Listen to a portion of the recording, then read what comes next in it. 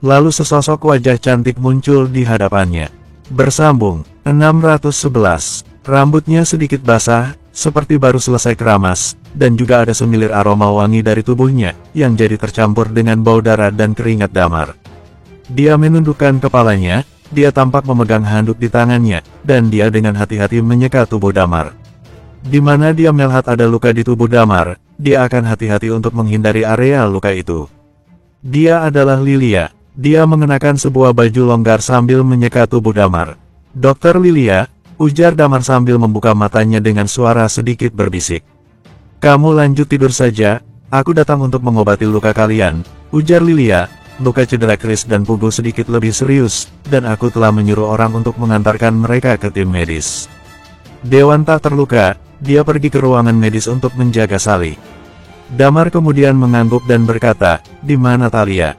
"Talia sedikit terluka, dan aku sudah selesai memerban lukanya. Dia sekarang sedang tertidur," ujar Lilia sambil mengurusi Damar. Lalu Damar mengerutkan keningnya dan berkata, "Kamu juga harus pergi tidur. Aku baru saja kembali dari tenda, lalu tertidur selama 3 jam.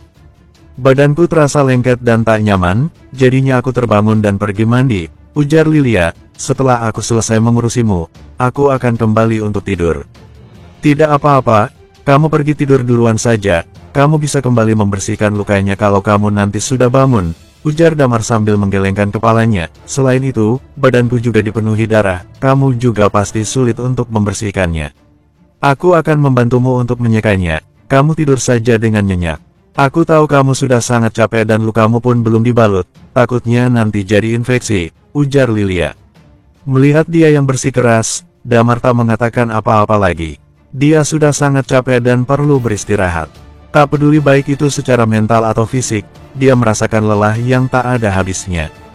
Melihat wajah bersikerasnya Lilia, Damar menurunkan rasa waspadanya, lalu dia membebaskan Lilia untuk mengurusinya. Kemudian Damar pun kembali tertidur. Lilia berkali-kali mengganti air bekas membersihkan lukanya, dengan hati-hati dia menyeka tubuh Damar. Sar mengganti pakaian Damar, wajahnya tak kuasa jadi memerah. Sebagai seorang dokter nomor 1, dia sudah sering melihat tentang struktur tubuh manusia, namun, saat ini dia tetap masih merasakan suatu keanehan di hatinya.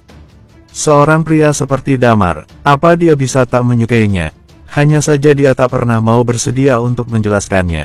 Dia membantu Damar mengganti pakaiannya, lalu bergumam, "Kali ini, kamu sedang tak bercanda, bukan?" Lilia juga tak tahu apa yang dikatakannya mengenai bercanda itu sebenarnya merujuk ke arah apa. Setelah berganti pakaian, dia membantu Damar untuk sepenuhnya membalut lukanya. Kemudian setelah semuanya selesai, dia menghela napasnya. Melihat Damar yang sudah tertidur, Lilia terlihat bergerak lalu menundukkan kepalanya. Dia mengecup kening Damar dengan lembut. Setelah dia memberikan kecupan itu, wajahnya seketika langsung merah merona, sehingga dia cepat mengatur kembali posisi badannya. Melihat Damar yang masih tertidur, dia kemudian segera pergi meninggalkan tenda. Setelah kembali ke tendanya, dia melihat Raisa dan Talia yang sedang tertidur pulas. Lalu dia pun menyeka wajahnya dengan air dingin. "Lilia, sudah tenang saja," ujarnya dalam hati. Kemudian dia segera menutup matanya dengan seulas senyum di bibirnya. Seiring dengan berjalannya waktu, Hugo Wong pun tahu kalau Damar tak ingin menghadapi beberapa wawancara dan juga berurusan dengan akibat yang akan timbul dari masalah itu nantinya. Jadi dia yang menangani semuanya dengan tepat. Urusan tentang pekerjaan selanjutnya sedang dilaksanakan. Satu persatu mobil truk masuk, ketika memasuki area itu, mereka akan membawa jasad dari para Night Watcher itu untuk dikremasi. Setelah pertempuran itu, beberapa staf medis masih sangat sibuk. Staf medis dari seluruh dunia telah berkumpul di sini dan sudah diatur dengan baik sebelumnya. Mereka tahu kalau pertempuran ini pasti sangatlah tragis. Mereka yang mendapat cedera ringan sedang beristirahat. Sebagian besar Night Watcher hampir selalu berjaga selama 2 malam ini. Ada orang yang bermimpi sambil menangis. Ada orang yang gemetaran tidurnya. Pertempuran ini memang sangat tragis yang akhirnya menyebabkan mereka banyak kehilangan orang yang mereka sayangi. Juga ada banyak yang harus kehilangan temannya. Shannon tetap bersikeras tak tidur selama 2 hari, lingkaran hitam di bawah matanya sudah sangat parah. Tapi dia tetap memegang ponselnya, tetap di dalam sana dengan Night Watcher, dia sedang memberikan siaran pada semua orang tentang situasi pasca perang. Keadaan setelah pertempuran itu berlangsung sangatlah sepi, kecuali hanya terdengar suara dengkuran saja. Semua orang sudah sangat kelelahan. Banyak orang yang sudah banyak menghabiskan waktunya, untuk baru bisa keluar dari pertempuran ini. Pendataan tentang para korban yang masih terus berlanjut. Setelah pertempuran berakhir, banyak wartawan yang berbondong-bondong menuju ke lokasi ini. Baik wartawan dari dalam maupun luar negeri semuanya pun datang untuk ingin mewawancarai. Namun Hugo Wong menolak semuanya. Saat ini, ketika wawancara yang ada dari waktu ke waktu, pekerjaan dari akibat yang timbul dari masalah itu luar biasa banyaknya. Adapun hal lainnya, baru bisa dibicarakan lagi nanti. Dia mengarahkan pekerjaannya secara tertib dan sistematis, hari berlalu dengan sangat lambat. Ketika kebanyakan orang sedang bangun, mereka pergi mandi, membalut luka dengan perban, lalu bersantai pergi meminum bir, mengambil bunga, datang ke tempat sehari sebelum mereka berperang. Lalu duduk-duduk di sana, meletakkan bunga, minum bir, berbicara pada dirinya sendiri. Ada orang yang berlutut di sana sambil menangis. Melihat adegan ini, semuanya terlihat normal. Damar sudah tertidur selama hampir 20 jam sebelum akhirnya dia bangun. Dia terbangun karena dia lapar. Dia mencium sebuah aroma yang membuatnya membuka matanya. Lalu menemukan bahwa Martin sedang berjalan menuju tendanya sambil membawa kotak bekal makanan. "Ini masakanku, ayo bangun dan makan," ujar Martin. Damar sendiri merasa kalau seluruh tubuhnya saat ini kurang lebih sudah hampir pulih. Hanya saja jiwanya masih sangat lelah. Dalam 2 hari itu, dia berkali-kali mengaktifkan jurus lonjakan kematian dan itu memang cukup menguras banyak tenaga. Luka cedera di tubuhnya masih ada. Namun baginya itu bukanlah apa-apa, dan dia benar-benar tak memedulikannya. "Apa kamu tak istirahat?" tanya Damar. "Aku sudah istirahat selama 10 jam, lalu sekarang aku tak bisa tidur lagi," ujar Martin. "Kamu telah membereskan Red Ghost dan juga Gold Ghost, aku tak melawannya begitu banyak." Damar terdiam, kemudian dia bangkit dan melirik Martin. Martin juga tampak memiliki banyak perban yang terbalut di tubuhnya, namun dia tak mengaktifkan jurus lonjakan kematian. Tak semua orang tak akan memiliki efek samping setelah mengaktifkan jurus lonjakan kematian, terkecuali Damar.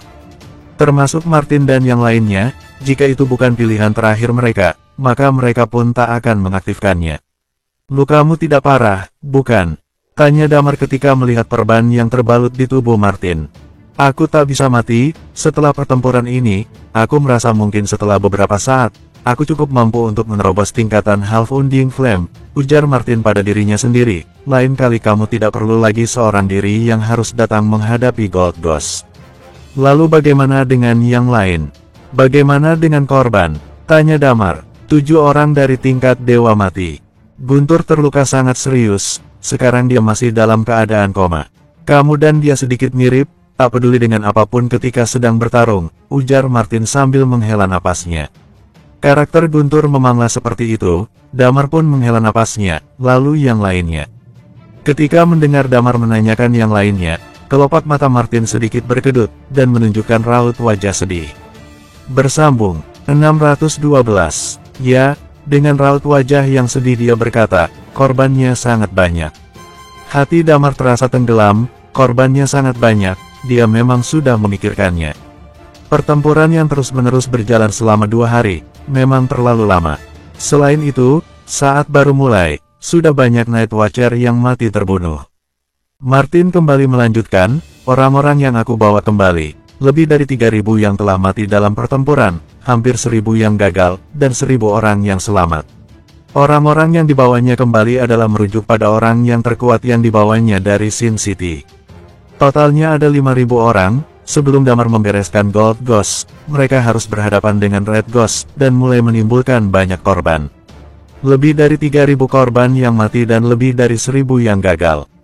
Apa yang dimaksud dengan gagal? Kemungkinan besar adalah yang nantinya tidak akan lagi bisa menggunakan tenaga Chi atau berubah menjadi cacat. Wajah Martin terlihat sangat sedih saat mengatakannya. Lalu tentang Night Watcher biasa, Night Watcher negara Ha mengalami kerugian yang sangatlah besar. 100 Night Watcher mati dalam setengah pertempuran. Sekarang di data statistik jika ada 820.000 Night Watcher yang bergabung dalam pertempuran, maka kurang lebih hampir jumlah total Night Watcher di dunia. Di masa depan mungkin hanya akan ada 300.000 orang yang bisa terus bekerja sebagai Night Watcher. Data statistik korban yang mati telah lebih dari 300.000. Dan juga banyak yang mau tak mau harus pensiun dini. Damar yang mendengar angka tersebut seketika terdiam dan dia bahkan jadi kehilangan nafsu makannya saat melihat makanan yang ada di depannya. Ini merupakan perang yang menyeluruh, sekarang kamu menanggung semua harapan orang, maka buatlah kemajuan dengan baik.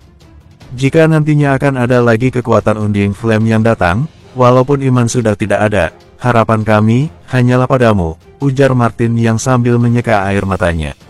Dia kemudian bangkit dan pergi meninggalkan tenda. Damar terduduk di bawah dengan wajah yang kusut dan sedih. Kemenangan yang tragis ini membuat hatinya merasa sedikit putus asa. Dengan jumlah korban yang sampai 100.000 orang, bahkan jumlah Night Watcher di seluruh dunia telah berkurang lebih dari setengahnya. Sudah bangun. Tepat ketika dia sedang termenung, tendanya kembali terbuka. Ternyata ada Lilia, Thalia, dan Raisa yang datang mengunjunginya. Tangan Raisa dibalut perban yang melilit tergantung di lehernya, dan juga wajah cantiknya terlihat pucat. "Kamu tak apa-apa, kan?" tanya Damar sambil menatap Raisa. Raisa tersenyum sambil menggelengkan kepalanya lalu berkata, "Tidak apa-apa, tulang lengan kananku cedera, jadi masih harus menjalani pemulihan untuk beberapa waktu ke depan." Keterampilan medis Dr. Lilia bagus juga. Lilia kemudian masuk ke dalam, mengitari meja lalu duduk. Dia meletakkan semua makanan yang dibawa Martin ke atas meja.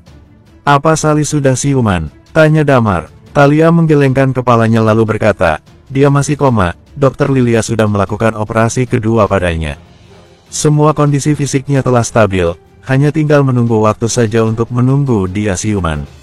Kali ini tim 11.762 kita semuanya selamat, hanya saja Night Watcher." "Aku baru saja mendengarnya dari Martin," ujar Damar sambil menghela napasnya. "Ini adalah pertempuran, di masa depan kita harus bisa lebih memanfaatkan waktu untuk melakukan peningkatan. Hanya jika aku bisa berubah jadi lebih hebat, ketika terjadi ledakan pertempuran lainnya, maka hanya akan ada sedikit kerugian yang ditimbulkan." Thalia menghela napasnya. Lilia menaruh makanan di atas meja kemudian mengambil sumpit dan memberikannya pada Damar lalu berkata, "Aku tahu kamu sedang dalam suasana hati yang sedang tak baik, tetapi kamu harus tetap makan. Kamu sekarang memiliki Bright Knight, dan juga pemimpin Night Watcher negara H. Sekarang kamu menanggung semua tanggung jawab akan Night Watcher negara H." Damar pun diam termenung, kemudian dia mengangkat kepalanya dan menatap ke arah Lilia. Lilia pun diam-diam menggelengkan kepalanya. Implikasinya adalah membuat agar Damar tak perlu banyak bicara lagi. Kisah tentang iman, dia tak bisa menceritakannya, karena jika dikatakan akan banyak menyiratkan sesuatu. Puprelgos pertama yang datang ke dunia ini memiliki hubungan yang erat dengan iman. Jika informasi ini sampai terekspos, maka akan menimbulkan kegemparan yang sangat besar. Belum lagi ketika iman mati, sampai kemanakah Puprelgos itu pergi. Siapapun tak ada yang tahu. Ada yang bertanya, tetapi tak ada yang tahu hasilnya. Sekarang dia juga tidak menyerang orang lain. Selama sementara waktu ini tak ada bahaya, maka semua orang menurunkan kewaspadaan. Iman telah menghabiskan waktu bertahun-tahun lamanya di Night Watcher negara H, dan itu sudah cukup. Damar mengambil sumpit itu, kelezatan makanan yang dimasak oleh Martin pun kini terasa begitu hambar. Namun dia tetap menghabiskan makanannya. "Ayo kita pergi cari Hugo Wong," ujar Lilia. "Dia sudah memerintahkan jika kamu sudah bangun untuk pergi menemuinya sebentar." Damar pun mengangguk dan melihat-lihat ke sekelilingnya. Dengan mengenakan baju longgar, dia berjalan mendekati tempat Hugo Wong berada. Terlihat Hugo Wong di dalam sedang memberi perintah pada seseorang untuk mengerjakan sesuatu. Lalu saat dia telah melihat Damar, dia langsung melambaikan tangan pada orang itu. Dia menatap Damar lalu bertanya, "Sudah bangun?" "Ya, sudah bangun," ujar Damar sambil mengangguk. "Badanku tidak mengalami luka yang serius, bagaimana sekarang keadaannya?" "Kerugiannya sangat besar, namun pemasukannya juga besar. Kita telah banyak mendapat pesawat terbangnya Ghost, berbagai bahan baku, dan juga telah banyak mendapatkan batu sumber energi. Selain itu, berbicara sampai di sini, dia menghela napasnya dulu kemudian berkata, "Kamu lihat di sana." Damar melihat ke arah yang dimaksud. Di pojokan sana ada sebuah belati panjang berwarna biru langit yang tergeletak. Belati panjang itu sangatlah indah, tampak seperti langit berbintang. "Apa itu milik Puprelgos itu?" Tanya Damar. Benar, setelah mereka mendiskusikannya, mereka pun memutuskan untuk meninggalkan belati itu untuk kamu gunakan, ujar Hugo Wong. Damar pun hanya terdiam, dia tak terlihat begitu senang akan hal itu. Sekarang kamu adalah pemimpin Night Watcher negara H, ujar Hugo Wong, jadi apa beberapa hal yang memang harus kamu perlu ikuti. Penyelesaian ini diserahkan padaku saja. Kalian sekarang pergi naik mobil dan pergi untuk menghadiri konferensi pers. Lalu ada dua hal utama yang harus diumumkan. Yang pertama adalah semuanya bisa kembali melanjutkan pekerjaan normal seperti biasanya lagi. Yang kedua adalah perekrutan menyeluruh untuk Night Watcher. Damar mengerutkan keningnya lalu berkata, konferensi pers. Benar, awalnya aku berencana untuk pergi ke sana saja sendiri, tetapi penyelesaian pekerjaan di sini terlalu banyak dan rumit. Sekarang jika aku serahkan padamu, kamu pun belum tentu mengerti bagaimana mengerjakannya. Jadi, kamu saja yang pergi ke konferensi pers itu. Lalu, jika nanti ada wartawan yang menanyakan apapun padamu, kamu nanti bisa menjawabnya untuk memenuhi rasa ingin tahunya.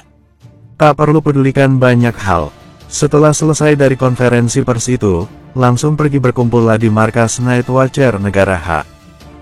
3 hari kemudian adalah konferensi Night Watcher sedunia, ujar Hugo Wong sambil menghela napasnya. Damar mengerutkan dahinya. Perang sudah berakhir, sumber daya pun akan kembali didistribusikan, ujar Hugo Wong sambil menghela napasnya. Detailnya akan seperti apa, nanti akan kita bicarakan lagi. Baiklah, aku akan pergi menghadiri konferensi pers itu, ujar Damar sambil mengangguk. Hugo Wong juga mengangguk sambil berkata, oh ya, satu hal yang harus diperhatikan. Damar menghentikan langkahnya dan melihat Hugo Wong. Orang-orang di Sin City kembali tak bisa dihubungi. Darknet di kota NJ juga menemukan bahwa Dr. T telah membawa orang pergi dengan menaiki pesawat. Mungkin ini juga ada hubungannya dengan hal itu, tetapi sekarang sedang sangat sibuk, jadi aku tak terlalu memedulikannya. Kamu pikirkan saja nanti saat di dalam mobil, ujar Hugo Wong. Damar mengerutkan keningnya, lalu menghela napasnya. Aku mengerti, aku akan pergi dulu ke tempat konferensi pers itu. Bersambung, 613. Aula gedung tempat diselenggarakannya konferensi pers penuh dengan para wartawan dari berbagai negara yang sibuk mengabadikan setiap momen. Saat Damar dan yang lainnya masuk, suara kamera terus terngiang di telinga Damar. Damar berjalan ke tempat duduk yang sudah ditentukan sambil sedikit menyipitkan matanya karena silau dengan kilat cahaya kamera yang terus-menerus menyala tiada henti. Talia dan Lilia juga ikut dan duduk di samping Damar. Hanya mereka bertiga yang menghadiri konferensi pers kali ini. Dewan menemani Sally yang terluka, dan yang lainnya juga masih dalam proses pemulihan. Sedangkan Raisa, dia memilih pergi daripada harus menunjukkan wajahnya pada seluruh dunia. Jadilah 3 orang ini yang datang dan menjawab rasa haus para wartawan. Setelah Damar duduk, ada lembaran kertas yang berisi jumlah korban dalam pertempuran kali ini. Angka yang mengejutkan untuk Damar. Para wartawan mulai sibuk menyorot para narasumber dengan kamera mereka. Setelah semuanya duduk, barulah seseorang mulai memperkenalkan mereka satu persatu. Ini adalah Damar, dia yang bertanggung jawab di Night Watcher negara H. Kalau aku tidak salah, sepertinya semua orang sedikit banyak pernah melihat Damar waktu diwawancara saat pertempuran dulu. Di sebelahnya, ada Dr. Lilia. Dia ini adalah dokter khusus di Night Watcher, dan dokter terbaik di dunia. Dan dia adalah Talia, wakil dari tim 11.762 yang diketuai oleh Damar. Para wartawan, silakan kalau ingin bertanya. Damar menghela napas, dia menatap ke atas meja dengan tatapan setengah hati. Ini adalah pertama kalinya dalam hidup Damar berada di tempat seperti ini. Bahkan mungkin bukan hanya Damar, tapi ini adalah hal pertama yang dialami Night Watcher. Night Watcher yang sudah terbiasa menyembunyikan identitas, sekarang harus naik ke atas panggung dan menunjukkan siapa mereka sebenarnya. Ini adalah perubahan besar yang terjadi dalam dunia mereka, dan masih sulit untuk Damar dan yang lainnya bersikap biasa. Saat dipersilakan, ratusan wartawan mengangkat tangannya bersiap ingin bertanya. Orang yang bertanggung jawab, atau istilahnya sumber pertama datang dan duduk di meja konferensi pers adalah mangsa yang empuk untuk mereka. Selain akan mendapatkan informasi yang lebih valid, mereka dapat bertanya sepuasnya. Orang yang bertanggung jawab dalam acara konferensi pers bertugas memilih wartawan yang bisa bertanya. Dia memegang mikrofon sambil menunjuk salah seorang wartawan. Silakan, ya yang duduk di kursi depan paling kiri. Silakan bertanya. Seorang perempuan berambut pirang berdiri dengan wajah penuh ambisi. Setelah menerima mikrofon dia segera bertanya, Pak Damar, apa pertempuran ini dimenangkan oleh para alien atau pihak manusia?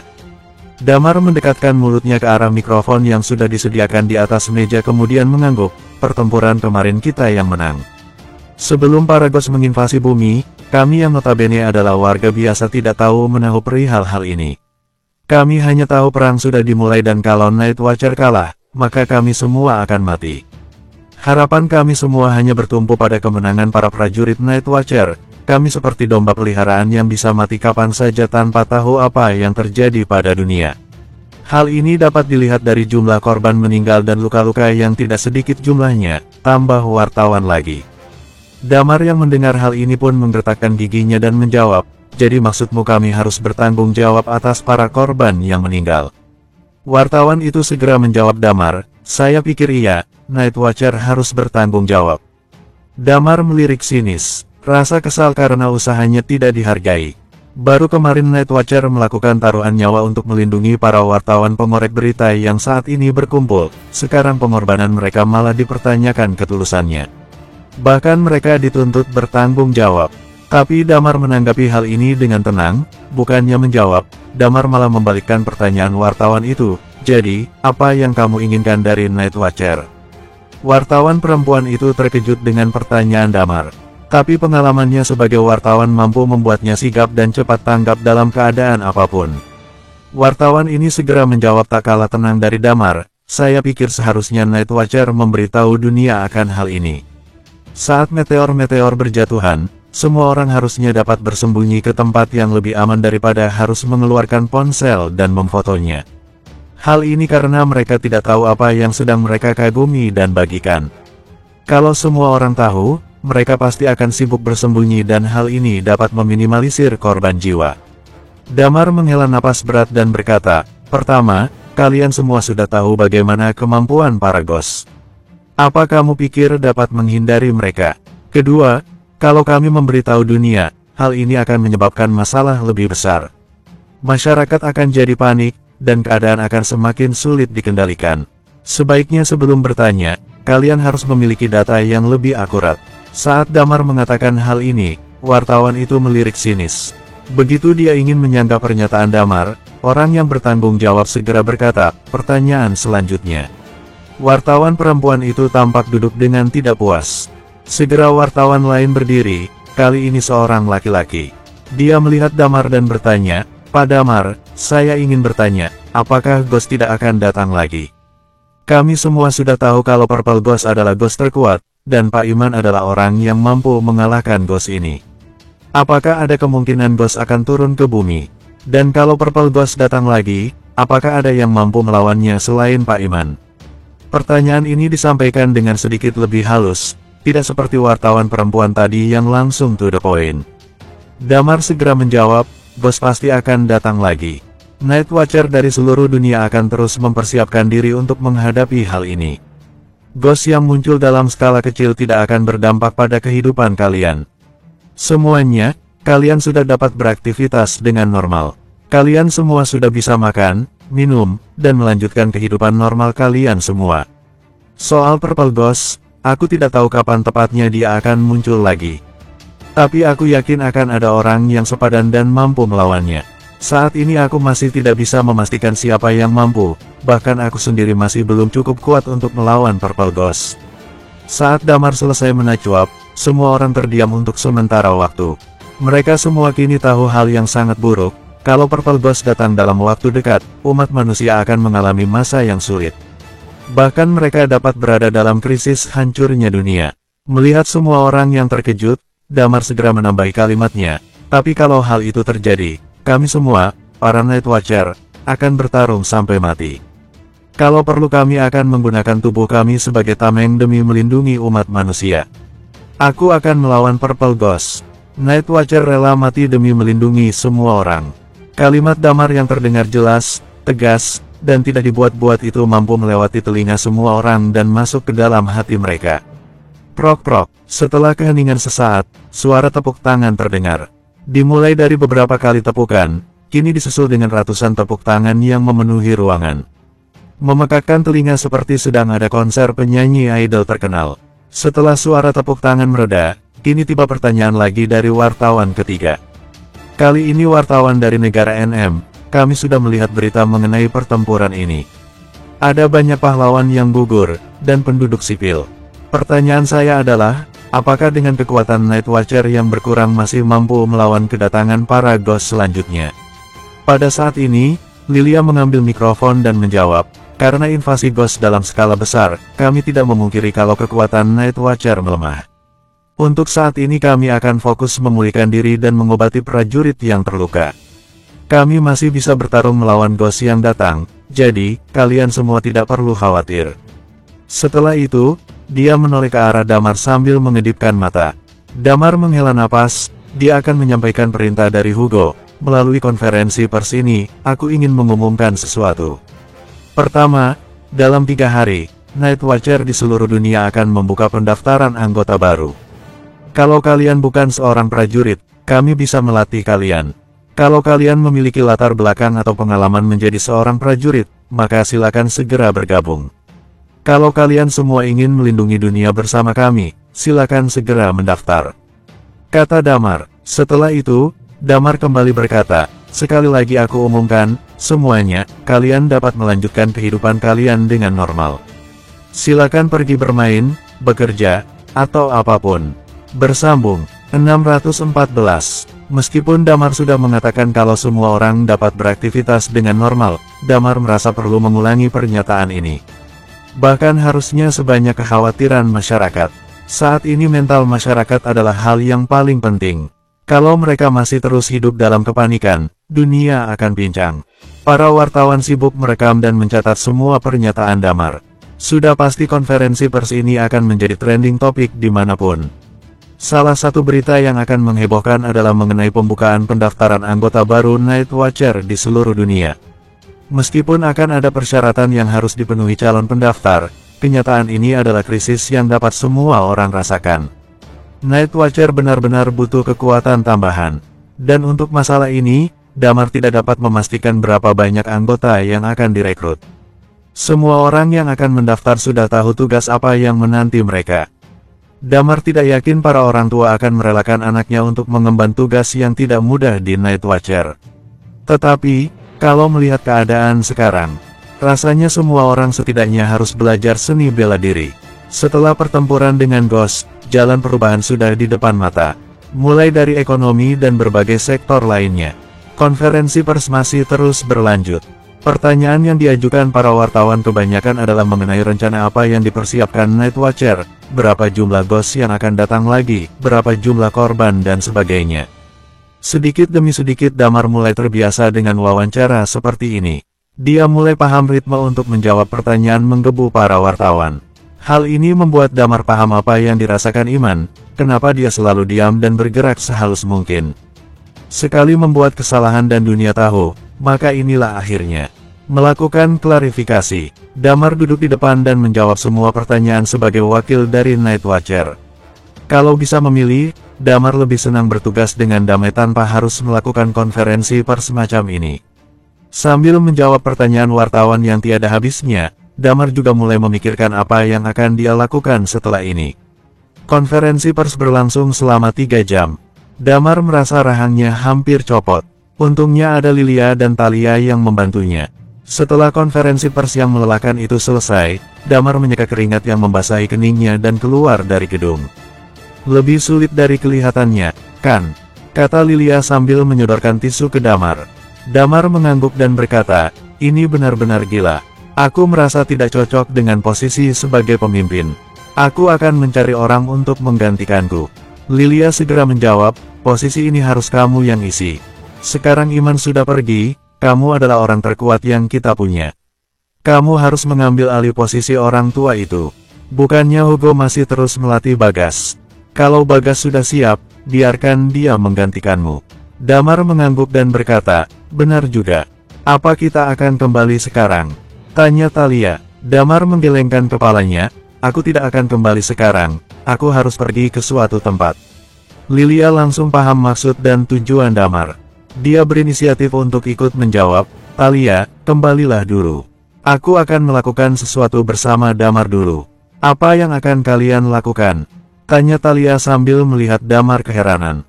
Sebelum pertempuran, aku menjanjikan sesuatu pada Damar. Kalau kita menang, dia bisa mengajakku ke suatu tempat.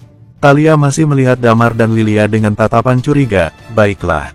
Setelah Thalia pergi, Lilia melirik Damar dan berkata, aku tahu, kamu berencana untuk pergi ke Kutub Utara, kan? Mengenai keberadaan Iman, Damar, Lilia, dan Hugo sepakat untuk tidak memberitahukannya kepada para anggota lain.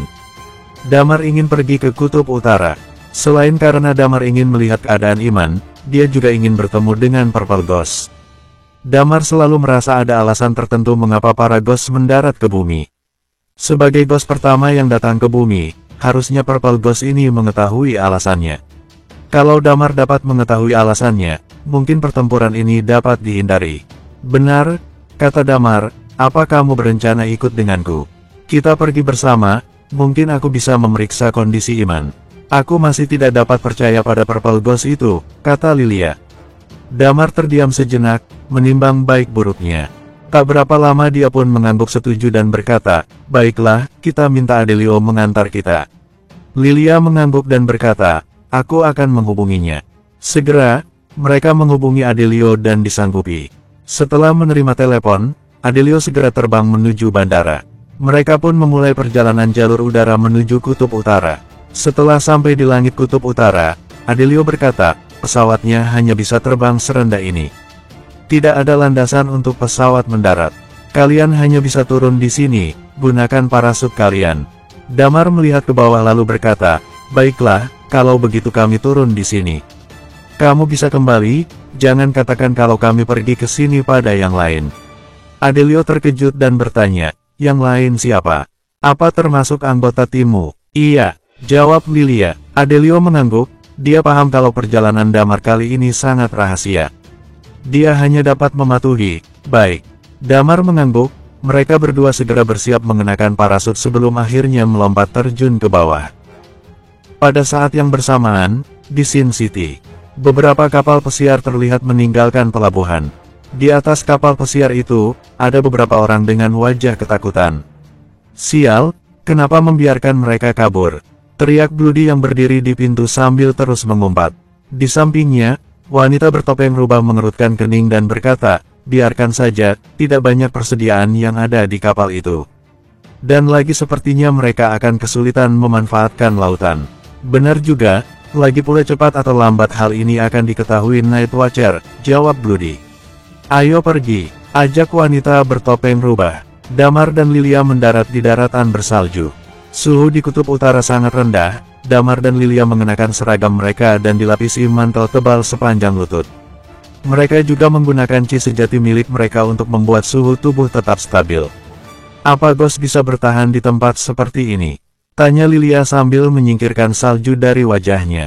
Damar menjawab dengan senyum kecut, Ghost tidak dapat ditebak. Semoga pertemuan kita dengan Purple Ghost dapat menambah informasi kita mengenai para Ghost. Ayo kita lanjutkan perjalanan. Mereka berdua tidak tahu di mana tepatnya lokasi Purple Ghost, hanya bermodalkan lokasi Kutub Utara yang tentu saja tidaklah kecil. Apa kamu kedinginan? Tanya Damar. Lilia cukup terkejut dengan pertanyaan Damar. Aku merasa kamu pasti kedinginan, jadi aku akan sedikit membantumu. Sebelum Lilia sempat pulih dari keterkejutannya, Damar menggenggam tangan Lilia dan memasukkannya ke dalam saku mantel miliknya. Bukan menolak atau bersikap dingin dengan menolak Damar, Lilia sibuk menyembunyikan wajahnya yang memerah. Entah merah karena suhu udara yang dingin atau perlakuan Damar yang mengguncangkan hatinya itu. Lilia membiarkan tangannya digenggam erat oleh Damar. Mereka terus melanjutkan perjalanan. Dua orang manusia berjalan di daratan bersalju yang tampak seperti dua ekor semut di dalam sebongkah gula halus. Setelah berjalan selama lebih kurang setengah jam, Damar merasakan energi yang cukup besar dari suatu tempat. Sepertinya ada pancaran energi yang aneh di sana, tidak seperti chi sejati milik manusia. Aku merasakan energi ini mirip dengan milik Ghost. Lilia mengerutkan kening sambil melihat tempat yang ditunjuk Damar. Aku tidak merasakan apapun. Ayo kita lihat, ajak Damar. Keduanya berjalan ke arah tempat sumber energi sesuai dengan arahan Damar. Tak lama kemudian, Damar melihat sebuah gua. Damar dan Lilia saling berpandangan, mungkin ini tempatnya. Mereka segera masuk ke dalam gua, melewati pintu gua yang penuh dengan salju-salju yang mulai mencair. Setelah masuk beberapa langkah, Damar melihat pisau milik Iman tertancap di sebuah meja salju yang membeku. Damar sangat gembira karena kemungkinan Iman berada di gua ini bertambah. Semakin ke dalam, udaranya terasa semakin hangat. Di dalam gua cenderung tidak bersalju dan kering. Di samping-samping jalan, ada beberapa benda bercahaya yang belum pernah dilihat Damar sebelumnya. Benda bercahaya itu mirip dengan lampu pijar yang dapat menerangi seluruh gua. Yang jelas, benda ini bukan berasal dari bumi. Ada beberapa benda-benda seperti perabotan meja, kursi yang terbuat dari batu yang dipahat. Gua ini memiliki ruangan yang cukup luas. Di sisi kanan gua ada deretan rak buku yang terbuat dari batu. Ada banyak buku yang tersusun rapi, mulai dari buku tipis sampai setebal batu bata. Dari sains, sejarah sampai sastra. Setelah beberapa langkah dari ruangan itu, Damar dan Lilia menemukan dua jalur. Satu mengarah ke kanan dan satu lagi ke kiri. Damar berencana untuk mengecek keadaan dulu. Dan di saat bersamaan, sebuah suara terdengar di telinga Damar dan berkata, Iman ada di lorong sebelah kirimu. Kamu bisa melihat kondisinya, tapi dia masih belum bisa bangun. Dia masih membutuhkan waktu, sebenarnya beberapa organnya sudah tidak berfungsi. Damar tercengang sambil melihat ke seluruh gua. Damar mulai melangkah ke lorong sebelah kiri dengan ragu. Tiba-tiba suara itu terdengar lagi, kamu bisa melihat Iman, tapi kalau tidak ingin dia mati jangan memindahkan tubuhnya sesenti sekalipun. Oh iya nak, apa kamu ini Damar? Damar melirik ke sekeliling dan berkata, benar. Masih di bawah 30 tahun, sudah mencapai half Unding Flame, bahkan sudah dekat dengan Unding Flame. Suara itu terdengar lagi, rupanya Iman tidak membual saat cerita tentangmu. Kalau kamu bisa mencapai Unding Flame, kamu bisa bertemu denganku dan berbicara langsung. Damar mengangguk dan berkata, kita lihat kondisi orang tua itu dulu. Damar dan Lilia segera mengambil langkah menuju lorong sebelah kiri. Di sepanjang lorong ini juga ada lentera yang amat terang, tak berapa lama mereka sampai di sebuah ruangan. Sebuah ruangan yang terlihat digali dengan tangan. Ruangan itu terlihat seperti lab, banyak benda-benda yang digunakan para ilmuwan untuk bereksperimen dan sebagainya, dan di sana ada Iman. Saat ini Iman tidak hanya berbaring tak berdaya, tapi dia berada di dalam benda dan direndam dengan cairan. Seluruh tubuhnya ditempeli alat-alat. Meskipun napasnya sangat lemah, tapi masih ada. Damar menghembuskan napas lega. Purple Ghost tidak membohongi kita. Lalu apa yang harus kita lakukan? Lilia menatap Damar dengan bingung. Sepertinya Ghost ini tidak memiliki niat buruk terhadap Iman. Aku akan menemuinya dulu, kata Damar sambil mengencangkan ikatan senjatanya. Dia masih tidak mempercayai Purple Ghost ini. Meskipun Purple Ghost ini sangat baik kepada Iman, tapi Damar masih sulit percaya kalau dia tidak memiliki niat buruk. Keduanya kembali tempat berisi rak buku mirip aula gua. Damar memandang Lilia sambil berkata, kamu tunggu aku di sini. Lilia mengernyitkan keningnya tapi kemudian mengangguk patuh. Baiklah, tapi tetap hati-hati. Damar mengangguk lalu mengerahkan Chi sejati dan mulai memasuki lorong sebelah kanan. Semakin dalam langkah Damar ke dalam gua, semakin terasa panas. Kakinya yang memakai sepatu kulit tampak kepanasan, kepulan asap dari lantai gua terlihat mengepul. Damar mengerahkan Chi sejatinya lagi untuk melindungi tubuhnya dari panas yang dapat membakar manusia ini. Terus berjalan, akhirnya Damar hampir di ujung lorong. Berhenti di situ. Tepat saat Damar akan melanjutkan langkahnya, suara Ghost terdengar, aku khawatir akan memakanmu kalau kamu sampai datang ke sini. Kalimat ini membuat bulu kuduk Damar berdiri.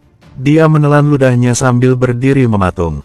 Sepertinya aku masih bisa merasakan rasa tulang ajaib yang lezat itu. Suara itu terdengar lagi. Kamu pasti punya banyak pertanyaan, aku akan memilih beberapa dan menjawabmu. Kamu bisa tanya sekarang. Suara itu kembali terdengar. Damar menghela napas lega dan mulai mempersiapkan pertanyaan. Berdasarkan apa yang aku tahu, apa kamu adalah Ghost pertama yang mendarat di bumi? Benar, Ghost itu menjawab dengan santai seolah tidak ada beban. Jadi, datangnya para Ghost ke bumi ini ada hubungannya denganmu, kan? Tanya Damar. Tidak ada jawaban, tidak ada suara yang terdengar. Sudah jelas kalau Ghost ini tidak ingin menjawab pertanyaan Damar. Tapi diam hanya akan membuat banyak spekulasi. Aku akan menceritakan sebuah kisah. Tiba-tiba terdengar suara Ghost itu setelah keheningan yang cukup lama. Bersambung, 615. Suara Purple Ghost yang menggema terdengar sama seperti manusia pada umumnya. Sayangnya Damar tidak bisa masuk ke ruangan yang hanya tinggal beberapa langkah itu dan melihat wujud Purple Ghost secara langsung. Damar hanya berdiri di lorong, menahan hawa panas. Entah berasal dari gunung berapi yang terhubung dengan gua atau apa, yang jelas panasnya mampu untuk merebus mie instan di sana. Ceritakan, jawab Damar. Dia tidak tahu apa yang akan diceritakan Purple Ghost ini ada hubungannya dengan pendaratan para Ghost atau tidak. Damar hanya ingin mendapatkan informasi apapun yang mungkin bisa membantu dia dan teman-temannya melawan Ghost. Dan cerita pun dimulai. Purple Ghost mulai bersuara lagi. Kampung halamanku, berkali-kali lipat lebih besar dari bumi kalian. Ada peradaban maju yang lebih maju daripada di sini. Di tempat itu, ada sebuah kota bernama Kota Phoenix. Kota Phoenix memiliki wilayah yang sangat luas, sepanjang mata memandang jalanan di sana sangat bersih. Ada kereta yang jalurnya terlihat di udara di mana-mana. Di kota ini, ada 4 keluarga yang sudah meninggal ribuan tahun lalu. Mereka adalah penguasa yang sebenarnya dari Kota Phoenix. Di antara 4 keluarga itu, ada seorang anak yang telah ditinggal mati oleh kedua orang tuanya. Dia diasuh oleh keluarga lain sejak kecil, keluarga asuhnya tidak memandang anak ini. Mereka selalu merendahkannya, anak itu berusaha kuat dan diam, dia bahkan terus berlatih walau semua orang tidak peduli padanya. Berlatih adalah satu-satunya hal yang dapat mengalihkan pikirannya dari kehidupannya yang memuakkan. Dia berhasil mencapai tingkat dewa di usia 16. Dia mengira kalau sudah mencapai tingkat kekuatan tertinggi akan diterima oleh keluarga lain. Tapi alih-alih diterima, dia dijebak dan dijebloskan ke dalam penjara pada usia 18.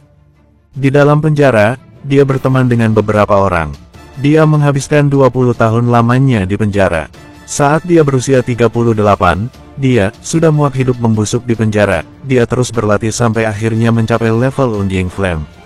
Dia merencanakan pelarian bersama teman-temannya dan lolos. Setelah berhasil menghirup udara bebas, dia berencana untuk balas dendam. Tapi kekuatan 4 keluarga besar terlalu besar untuk seorang lelaki yang menghabiskan masa jayanya di penjara. Dia dikejar dan 4 keluarga ini berusaha membunuhnya. Akhirnya dia memutuskan untuk mengembara ke bintang-bintang. Dalam pencarian yang tiada henti itu, banyak temannya yang harus berkorban dan mati untuknya. Kemudian pesawatnya kehabisan bahan bakar, dan dia mendarat ke dunia yang sama sekali tidak pernah dia dengar. Saat mengatakan hal ini, Purple Ghost terdiam sesaat. Damar pun mulai bereaksi dan berkata, jadi orang yang mengembara dan kabur dari pengejaran itu adalah kamu. Kamu datang ke bumi dan para Ghost datang mencarimu. Aku tidak mengatakan itu, ini hanyalah kisah yang aku ceritakan, soal bagaimana kamu menyimpulkan adalah urusanmu. Terserah bagaimana kamu memahami dan menangkapnya.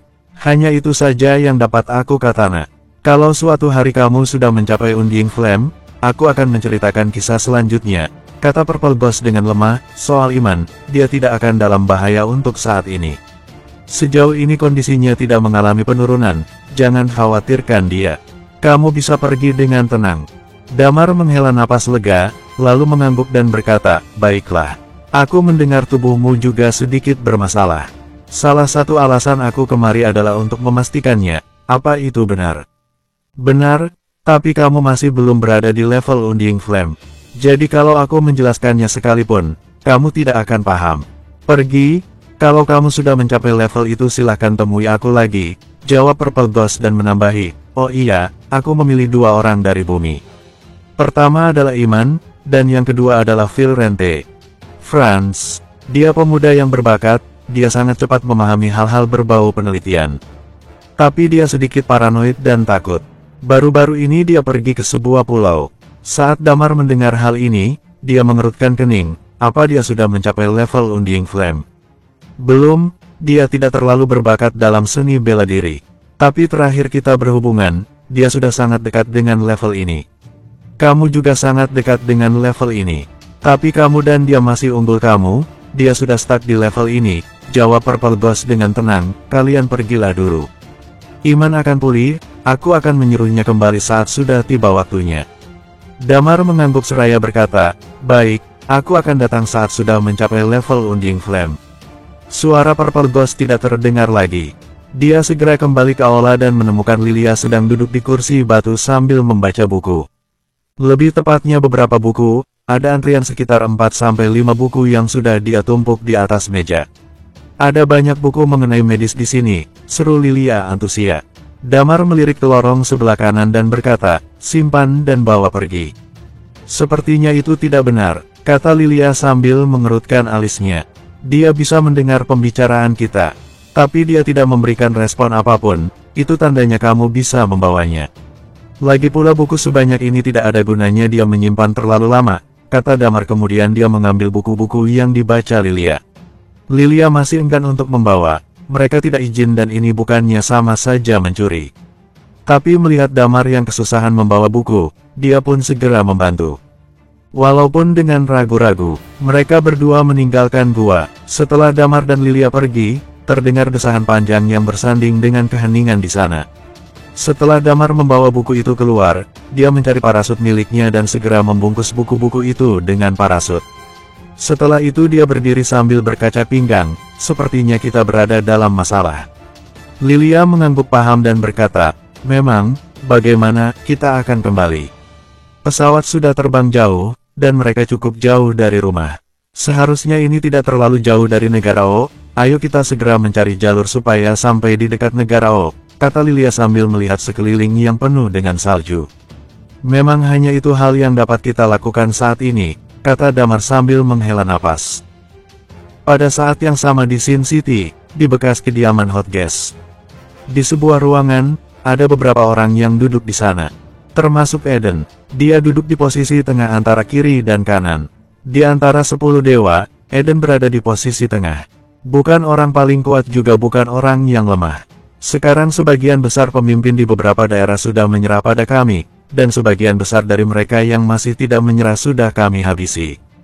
Tapi ada beberapa sesepuh di dalamnya, untuk kepastian mereka bersedia bekerja sama dengan kita itu masih hal yang sulit dipastikan, kata Bloody. Tidak perlu merisaukan para sesepuh, kita fokus pada tujuan, kata Dr. T. Eden, laporkan keadaan di lapangan. Eden segera menjawab dengan nada tegas, Night Watcher masih memenangkan pertempuran ini. Purple Ghost sudah ditebas sampai mati oleh Iman, dia juga terluka parah dan tidak terdengar lagi kabarnya. Ketika dia melaporkan hal ini, ada rasa sakit yang menusuk dadanya. Sedangkan semua orang bersorak riang. Sudah jelas Iman mati, seru Bloody bersemangat, Iman sudah mati, tidak ada seorang pun di Night Watcher yang bisa melawan Dr. T. Kami, lanjutkan, bagaimana dengan yang lainnya? Setelah Dr. T yang menyudahi senyum gembira di wajah Bloody. Orang-orang dari kuil Shaolin juga ikut serta melawan Ghost, tapi ada banyak orang yang tewas dalam pertempuran. Ada 7 tingkat dewa yang mati. Sekarang kekuatan yang dimiliki Night Watcher hanyalah 300-400 ribu prajurit di seluruh dunia, kata Eden dengan tenang.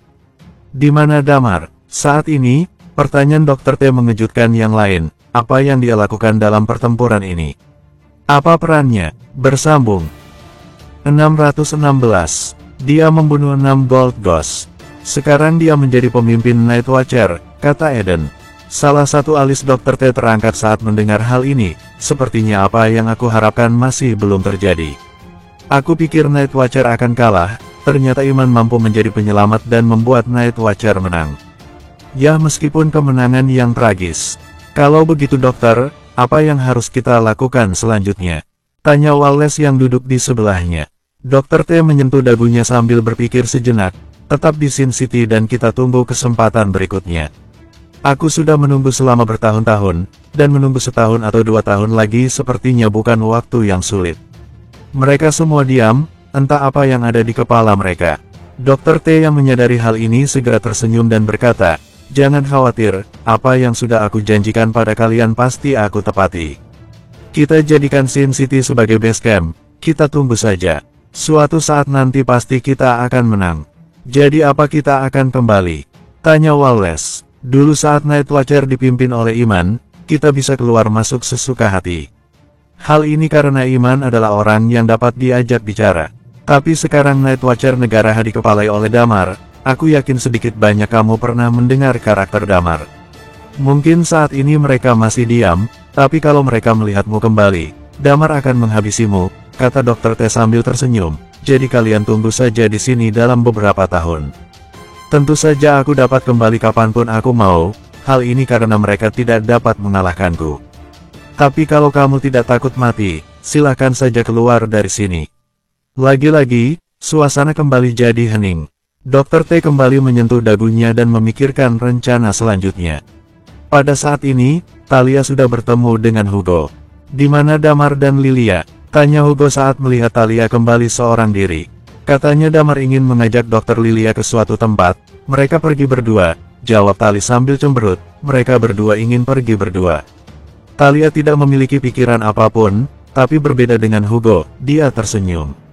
Jangan terlalu dipikirkan, Damar dan kamu tidak cocok sama sekali. Damar selalu menganggapmu sebagai saudara, dan kamu juga memperlakukan Damar seperti saudara, kata Hugo. Thalia mengerucutkan bibirnya dan berkata, tapi aku masih merasa tidak nyaman dengan keadaan ini. Hugo kembali tersenyum dan berkata, kenapa harus tidak nyaman, anggap saja mainan favoritmu. Lilia, kan teman baikmu, anggap saja kamu memberikan mainan favoritmu kepada teman baikmu. Tidak ada masalah, kan? Thalia mengangguk dan berkata, bisa juga, aku sangat tidak suka membahas hal seperti ini. Oh iya, soal mayat orang tua itu. Tidak usah pedulikan urusan ini dan Purple Ghost, jawab Hugo. Baiklah, matahari sudah terbenam, cepat temui dia, kata Hugo pada Thalia. Thalia tampak senang, dia segera berlari ke tempat perawatan. Saat Thalia sudah pergi, Hugo menatap langit sembari berkata, semoga kamu dapat menemukan Iman. Entah sudah mati atau apa, setidaknya aku bisa tenang setelah mengetahui kebenarannya. Saat dia bergumam, Hugo mengutuk, aku curiga orang sialan itu mati hanya untuk melarikan diri dan menyerahkan kekacauan ini padaku. Sial, meskipun yang keluar dari mulutnya adalah umpatan, ada rasa sedih dalam hatinya. Tanpa terasa sudah 5 hari berlalu. Perlahan namun pasti, masyarakat mulai menjalani kehidupan normal mereka. Mulai dari bekerja, pergi ke sekolah dan lain-lain. Tentu saja, ada beberapa perubahan yang tampak jelas. Misalnya banyaknya tempat bela diri yang mulai ramai. Misalnya Ayah Sela, sekolah bela diri miliknya dipenuhi oleh orang yang mengantri mendaftar di sana. Pada saat yang sama, beberapa keluarga kaya di NJ juga mulai melirik bidang seni bela diri. Mereka mulai mengirim anak-anak mereka untuk berlatih bela diri.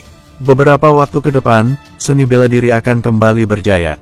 Hal lain yang patut diberi sorotan adalah pendaftaran anggota baru Night Watcher. Tapi sejak pendaftaran dibuka, tidak banyak orang yang mendaftar.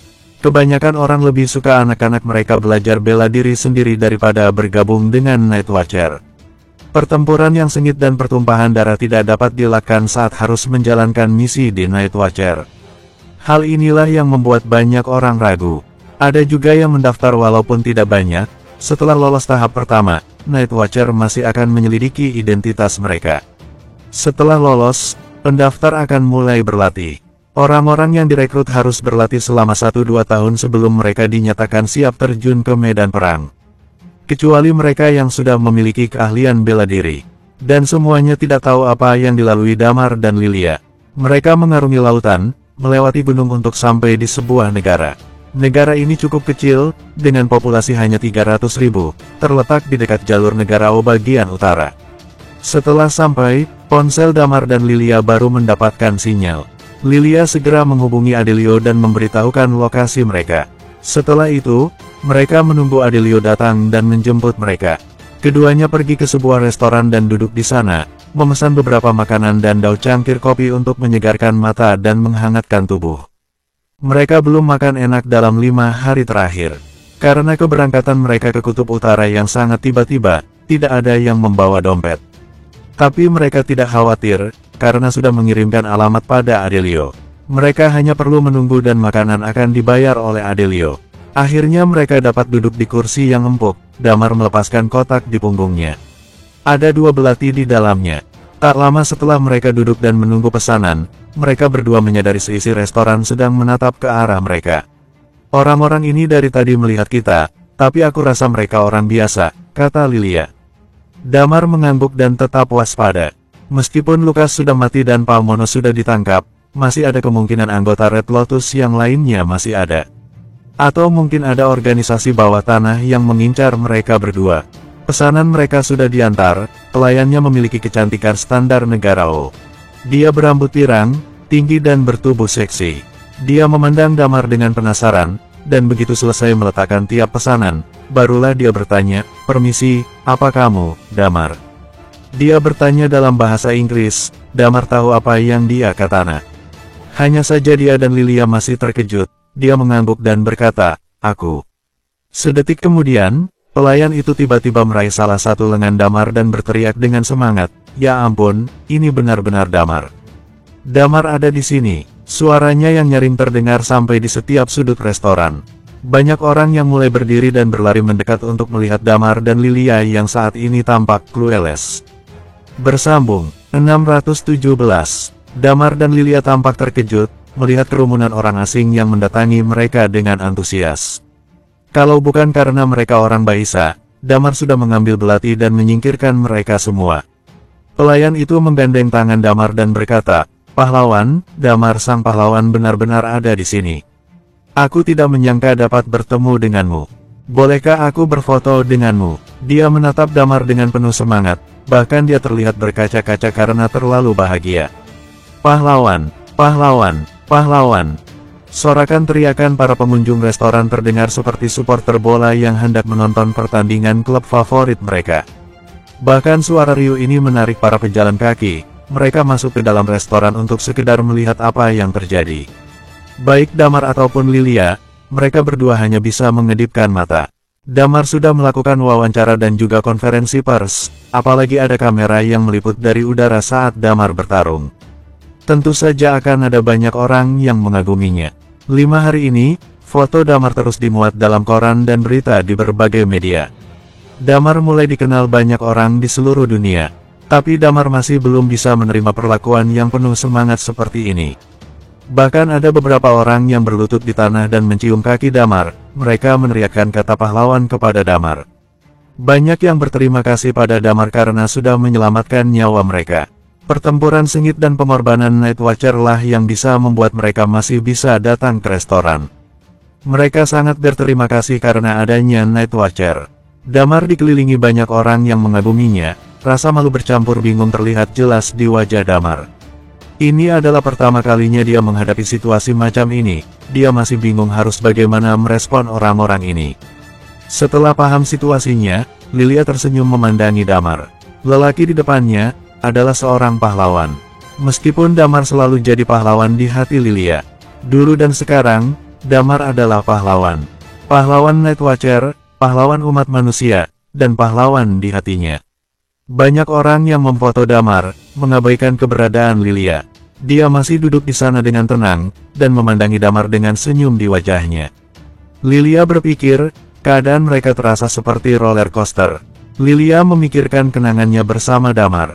Pertama kali mereka bertemu, Damar sedang saat melakukan misi melindungi seorang gadis. Kemudian Damar kembali bertugas lagi setelah sembuh. Pertemuan mereka selalu saat Damar terluka. Kemampuan Damar terus-menerus meningkat. Mulai dari tingkah konyol Damar yang terus menggodanya, Damar melakukan misi bersama timnya, mendapatkan medali menebas Red Ghost. Kemudian menjadi First dan pergi ke Sin City untuk melakukan misi, bercita-cita meraih tingkat dewa. Tidak dapat dihitung berapa kali Damar terluka, bahkan sekarat. Banyak bekas luka di sekujur tubuh Damar. Kemudian muncul berita bahwa Damar menghilang, bahkan ada yang bilang Damar sudah mati. Lilia panik bukan main, saat itulah dia menyadari perasaannya pada Damar. Selama 3 tahun, Lilia terus mencari keberadaan Damar. Dia tidak percaya akan berita yang beredar kalau Damar sudah mati. Selama tidak ada mayat, dia tidak percaya Damar sudah mati. Setelah pencarian tiada henti selama 3 tahun, akhirnya Lilia menemukan Damar. Namun begitu tahu Damar sudah menikah, hatinya hancur. Dia sedih dan juga marah. Kemudian kebenaran terungkap. Ternyata Damar mengalami amnesia. Walaupun akhirnya bercerai, waktu itu Lilia masih merasa kecewa karena Damar sudah pernah menikah. Tapi karena Damar sama sekali tidak berubah setelah ingatannya pulih, Lilia merasa lega. Kemudian Damar kembali bertarung. Misi-misi sudah dia lalui. Berbagai keadaan sudah Damar lewati. Saat ini, Lilia melihat Damar sedang berpose bersama orang-orang membuatnya merasa kehidupannya seperti film. Konflik rumit yang ditulis oleh tangan tak punya hati penulis naskah. Dia tersenyum, senyum yang menunjukkan betapa panjangnya perjalanan bersama Damar. Banyak orang berfoto bersama Damar. Hal ini membuat Damar tidak tahan, dia segera mengedipkan mata pada Lilia untuk kabur dari restoran. Kode-kode semacam ini sudah biasa dilakukan dalam Night Watcher. Lilia tersenyum lalu mengambil buku dan makanan di atas meja. Begitu pula dengan Damar, dia mengambil kotak miliknya dan makanan lalu memusatkan Chi sejatinya untuk bergerak dengan cepat. Keluar dari kerumunan paling berisik, para fans. Bagi orang-orang yang berhasil berfoto dengan Damar, mereka tersenyum puas. Namun sebaliknya, untuk yang belum sempat berfoto dengan Damar, mereka kecewa. Damar dan Lilia berlari ke atas gedung yang kosong. View, di sana sangat berisik, kata Damar sambil bersandar di tembok. Dia merasa keadaan barusan lebih sulit diatasi dibandingkan saat bertarung melawan Gold Ghost. Lilia hanya melihat Damar tanpa mengatakan apa-apa. Dia duduk di samping Damar dan perlahan menyandarkan kepalanya di bahu bidang milik Damar. Damar menoleh dan menatap Lilia dengan terkejut. Senyum muncul di mulutnya. Damar tidak berbicara dan mulai memasukkan sesuap makanan ke dalam mulutnya. Di atas gedung, Damar dan Lilia masih ada di sana. Damar sudah selesai dengan makanannya, Lilia masih tersenyum sambil menggoyangkan kakinya perlahan. Jantung Damar mulai berdegup kencang, tangannya ingin dia lingkarkan di pinggang Lilia.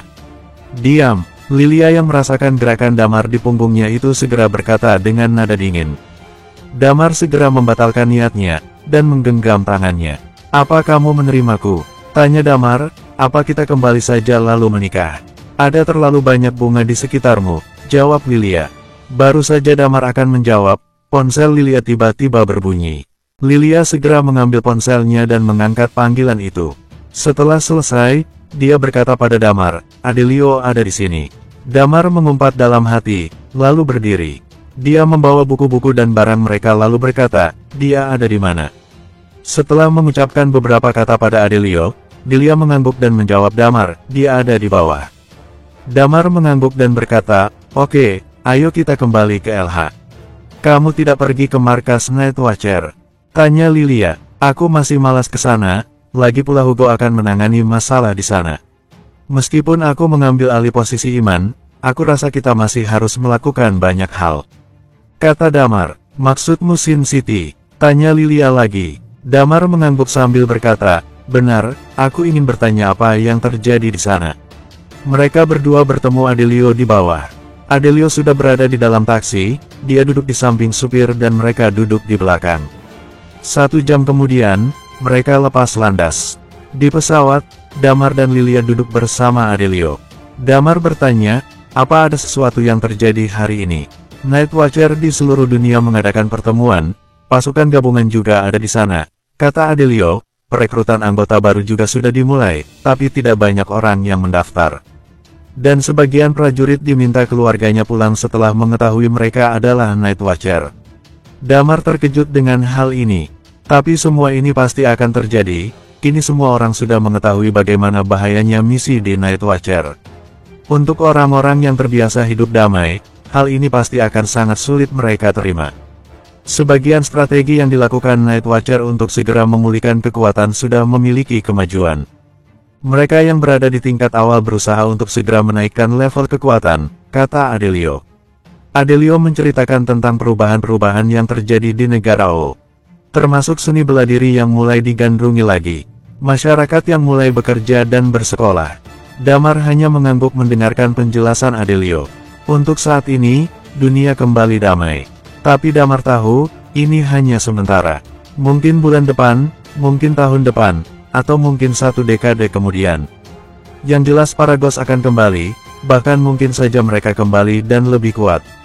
Dan yang harus Damar lakukan adalah segera menjadi lebih kuat agar dapat bertemu dengan Purple Ghost di Gua Kutub Utara.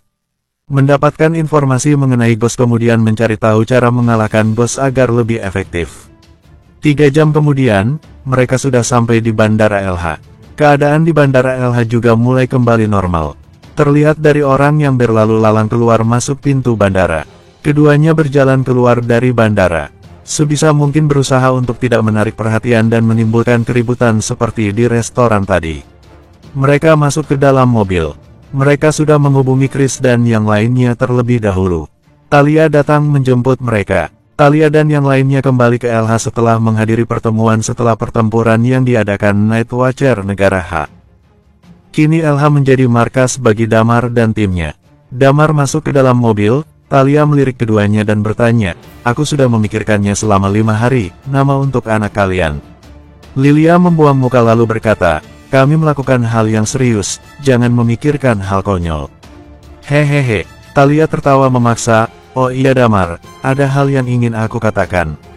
"Apa?" jawab Damar. "Sepertinya ada yang salah dengan Sin City," kata Talia dengan nada serius. "Saat kita bertarung dengan Paragos, orang-orang di sana tidak dapat dihubungi.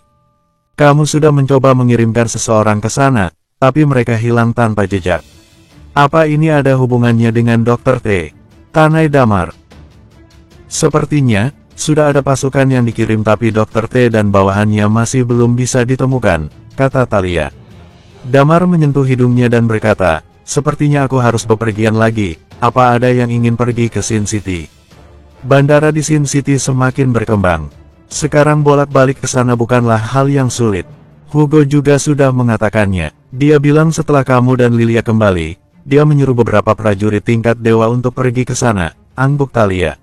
"Oke," jawab Damar, "kapan kita akan pergi? Untuk waktunya masih belum diputuskan kapan. Tunggu perintah selanjutnya dari Hugo," kata Talia. Kemudian dia menatap Damar melalui kaca spion dengan aneh dan berkata, "Ada satu hal lagi." "Apa?" Damar menatap Talia dengan curiga, "Kenapa ekspresimu seperti itu?" "Ada banyak orang-orang yang datang ke markas Night Watcher," kata Talia. "Aku khawatir kamu harus menghadapi beberapa batu kecil lagi." "Apa maksudmu?" tanya Damar penasaran. "Mantan istrimu ada di sini." Bersambung 618. Kota LH, keluarga Sitara. Ada banyak orang yang duduk di meja makan kediaman keluarga Sitara saat ini. Gladys Sitara berpakaian sangat indah dan menawan. Dia duduk di kursi, di sampingnya ada kakaknya, Rizky Sitara. Dengan senyum menghiasi wajahnya, dia melihat dari atas ke bawah sosok lelaki berkacamata yang ada di hadapannya. Dia terlihat kalem, berusia 30-an memakai setelan jas dan sepatu kulit rapi. Lelaki ini adalah tunangan Gladys, saat ini mereka sedang mengadakan pertemuan keluarga. Rizky cukup puas dengan calon adik iparnya. Sangat berbeda dengan Damar, bertunangan dengan lelaki sukses, di usia yang terbilang masih muda tapi sudah memiliki pendapatan triliunan. Keluarga dari kedua belah pihak juga sangat menginginkan pernikahan segera dilakukan. Awalnya, para orang tua berencana membiarkan kedua anak untuk mengenal terlebih dahulu.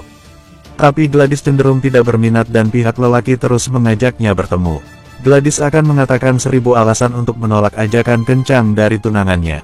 Hal inilah yang membuat kedua orang tua sedikit khawatir dan mempercepat tanggal pernikahan mereka. Gladys memang tersenyum, tapi kalau dilihat lebih saksama, ada rasa sedih di balik matanya. Dai tidak menyukai lelaki ini. Gladys ingin menikah dengan orang yang dicintainya. Gladys berdiri kemudian berkata, "Saya permisi sebentar." Dengan itu, dia berjalan menuju kamarnya. Rizky yang melihat hal ini segera mengikuti adiknya dari belakang. Di dalam kamar, Gladys sedang duduk di depan meja rias miliknya sambil melihat sebuah video dari tab.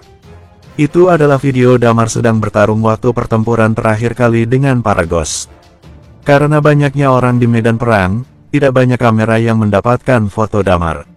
Bahkan video yang dilihat Gladys ini hanyalah editan yang menggabungkan 6 foto dan beberapa detik video. Tapi Gladys sudah melihatnya ratusan kali. Anak laki-laki yang dulu tumbuh bersama kini menjadi seorang pahlawan. Pahlawan bagi seluruh umat manusia. Pernikahan, Gladys sadar kalau hanya Damar yang dia cintai. Bahkan dia belum bisa move on dari Damar. Rizky masuk ke kamar dan melihat tab yang ada di meja Gladys. Dia mengerutkan kening dan berkata, "Gladys, kamu itu sudah mau menikah. Jangan pikirkan dia lagi, apa sih yang menarik dari orang ini? Aku tahu, tapi aku mencintainya." Puas. Gladys duduk di kursi sambil menundukkan kepalanya dengan lesu. Rizky terkejut lalu menepuk pundak Gladys. "Aku melakukan ini demi kebaikanmu." "Iya, demi kebaikanku. Semua juga mengatakan untuk kebaikanku." Menikahi orang kaya supaya hidupnya terjamin, masa depan terjamin. Aku juga tidak layak bersama dengan Damar. Gladys menatap nanar lantai kamarnya yang entah kenapa terlihat begitu kelam. Tapi aku selalu memikirkan hal ini, apa keluargaku kekurangan uang sampai harus mengorbankan kebahagiaanku. Rizky terkejut mendengar ucapan adiknya. Damar sudah dituduh selama 9 tahun. Aku bahkan sempat menghindarinya karena percaya kabar konyol itu. Setelah dia kembali dan membersihkan namanya, aku pikir bisa kembali bersama dengannya. Tapi hal ini dimulai lagi. Tapi aku saat ini tidak pantas untuknya. Lucu sekali. Gladys memandang Damar dari balik layar tab miliknya. Lihat dia sekarang seorang pahlawan. Aku tidak pantas untuknya. Benar-benar tidak pantas. Entah sehebat apa dia, aku tetap tidak suka padanya. Lagi pula apa hebatnya bela diri. Dia akan berkenalan dan melakukan misi. Dia bisa mati kapan saja. Aku tidak ingin kamu, nyawamu, nyawaku, dan nyawa kita semua. Dia melakukan misi supaya kita bisa tetap bernapas. Teriak Gladys sambil berdiri dari kursi. Aku tidak sudi mendengar apapun soal Damar dari mulutmu. Rizky sangat terkejut. Adiknya yang lemah lembut, selalu berucap dengan sopan dan hati-hati, dan tidak pernah berbicara padanya dengan nada yang tinggi. Moodku sedang jelek, kata Gladys sambil menggelengkan kepalanya. Kembalilah bersama mereka, aku ingin sendirian. Tenang saja, aku sudah janji akan menikah, aku tidak akan mengingkarinya. Walaupun aku akan menyesali keputusanku ini, tapi aku hanya harus beradaptasi. Berakting jadi istri yang baik, menjalani sisa umurku bersama orang yang tidak aku inginkan. Mendengar ucapan Gladys, entah mengapa membuat Rizky merasa kasihan dan sedih. Oke, kamu pasti bisa menyesuaikan diri dengan baik, kata Rizky lalu meninggalkan ruangan. Gladys berpikir sejenak, kemudian mengeluarkan ponselnya dan mencari nomor telepon Damar. Di dalam mobil, Damar masih terkejut dengan berita yang disampaikan Thalia. Kenapa mereka ada di sini? Berapa banyak? Banyak. Satu keluarga, sekitar 12 orang. Kata Thalia. Thalia menahan tawanya. Begitu pula dengan Lilia, mantan istri yang datang, orang tua yang tidak pernah tahu kalau anaknya pernah menikah. Sepertinya ini akan menjadi pertunjukan yang bagus. Saat Damar akan berbicara, ponselnya tiba-tiba berbunyi. Dia melihat layar ponselnya dengan keheranan. Kenapa Gladys meneleponku? Duh, playboy satu ini. Goda Thalia. Mantan istri datang, dan mantan pacar menghubungimu juga.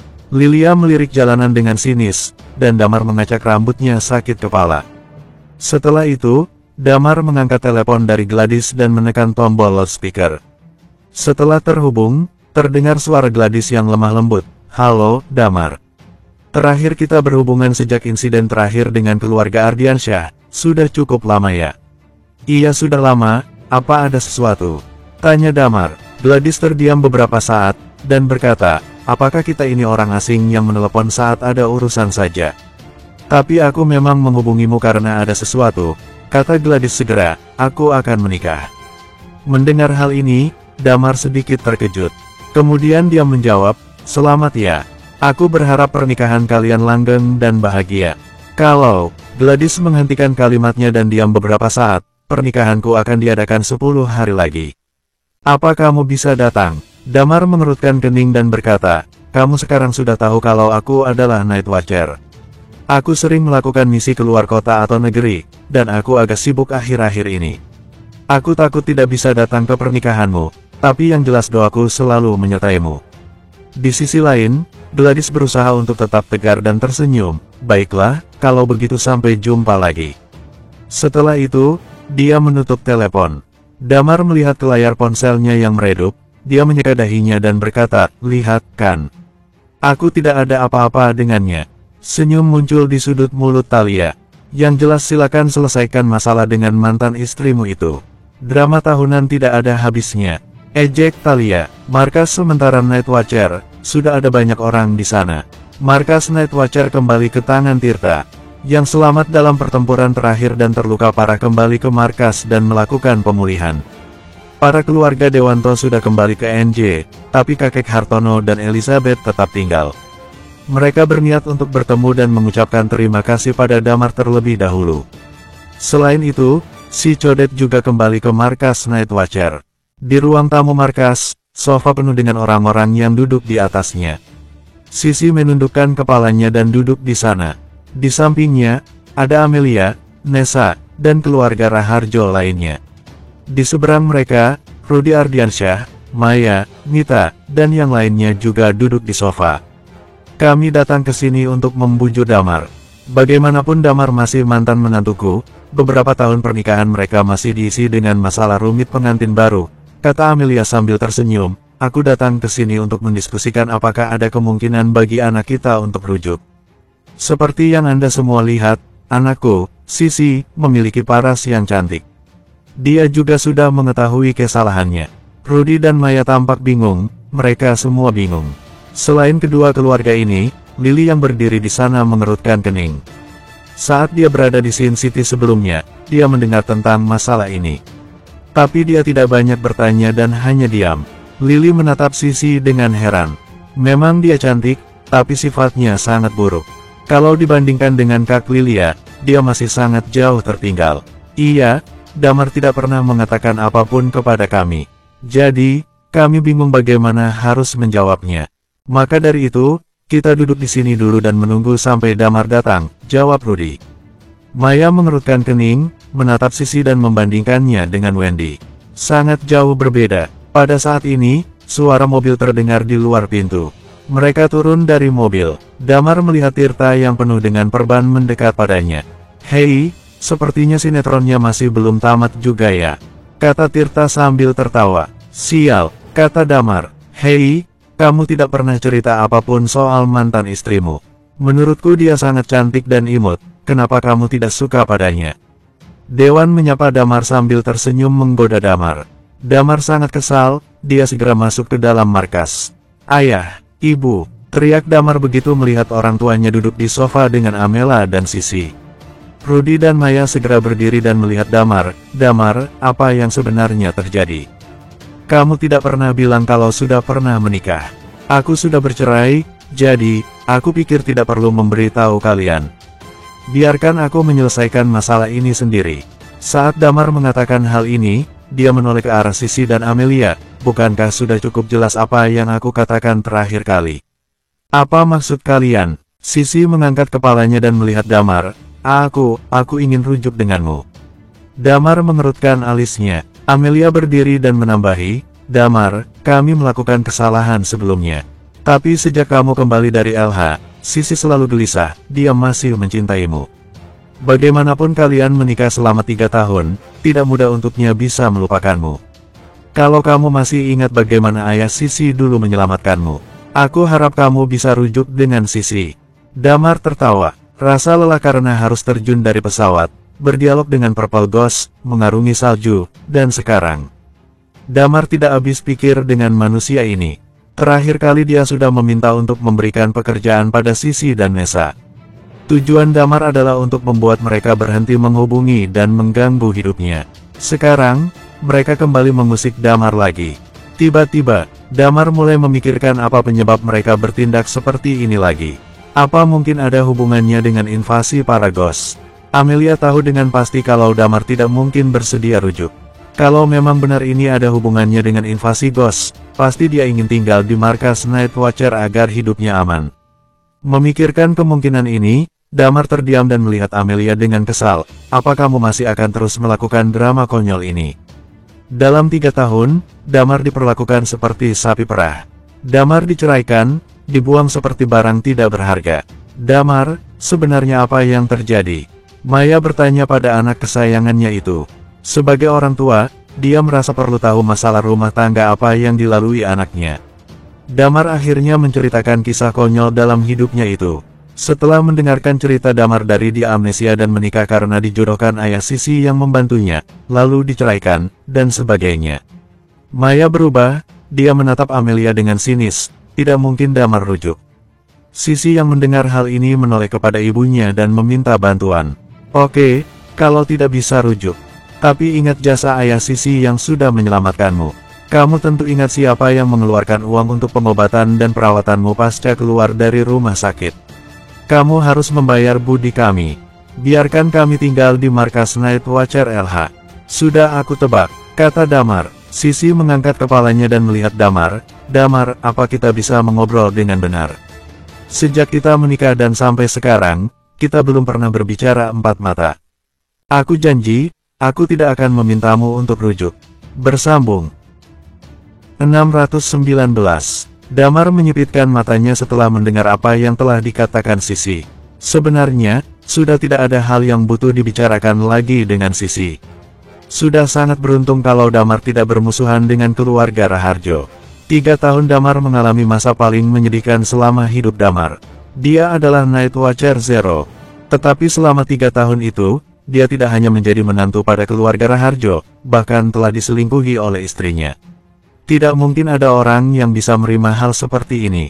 Untungnya mereka tidak memiliki anak. Namun, sekarang banyak orang sedang menyaksikan kejadian ini. Damar merasa sudah waktunya menyelesaikan masalah ini. Dia menghela napas dan berkata, "Baik, ikutilah aku."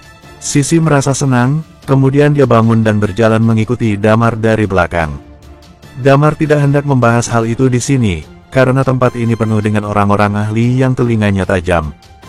Jika mereka mengetahui masa lalunya, mereka pasti akan meledek Damar di masa depan. Dia membawa Sisi keluar dari kamar. Si Codet, Chris, dan yang lain mulai berpura-pura batuk. Damar sungguh ingin menendang Chris, pria ini terus mengedipkan mata padanya ketika dia lewat. Wajah Sisi mulai memerah, dia tentu mengetahui apa yang dipikirkan oleh orang-orang ini. Mereka berdua keluar dari kerumunan, dan berjalan terus ke tempat yang jauh. Kemudian, mereka berhenti di sebuah pavilion. Di sampingnya terletak sebuah kolam renang yang besar. Kolam ini biasanya dipakai oleh para Night Watcher. Damar duduk di pavilion dan berkata dengan tidak sabar, "Ada masalah apa?" Sisi menggigit bibirnya dan terlihat kasihan sekali. Damar tidak bisa membedakan apakah dia benar-benar sedih atau hanya berpura-pura saja. Damar meliriknya dengan tidak peduli. "Dari sikapmu, aku sudah tahu bahwa kita tidak mungkin bisa kembali seperti dulu lagi. Aku mengingat kembali caraku atau keluargaku memperlakukanmu. Kami memang sangat buruk. Dan kedudukanmu sekarangnya ini terlalu tinggi. Kamu adalah pahlawan bagi seluruh manusia. Aku memang tidak pantas untukmu," Sisi berkata seolah-olah bergumam. Damar mengerutkan alis dan menjawab, "Tidak ada artinya lagi kamu membicarakan hal seperti itu." Sisi mengangguk, lalu duduk di sampingnya. Dia melihat kolam berenang di sekitarnya dan berkata dengan sedih, "Manusia selalu menyesal setelah kehilangan. Awalnya aku memang tidak suka padamu, dan aku juga tidak berpikir kalau aku salah. Inilah gaya hidup zaman sekarang, aku hanya mengejar kehidupan yang lebih baik. Tidak masalah jika mengejar kehidupan lebih baik, tetapi kamu harusnya mengandalkan diri sendiri, bukan kepada orang lain.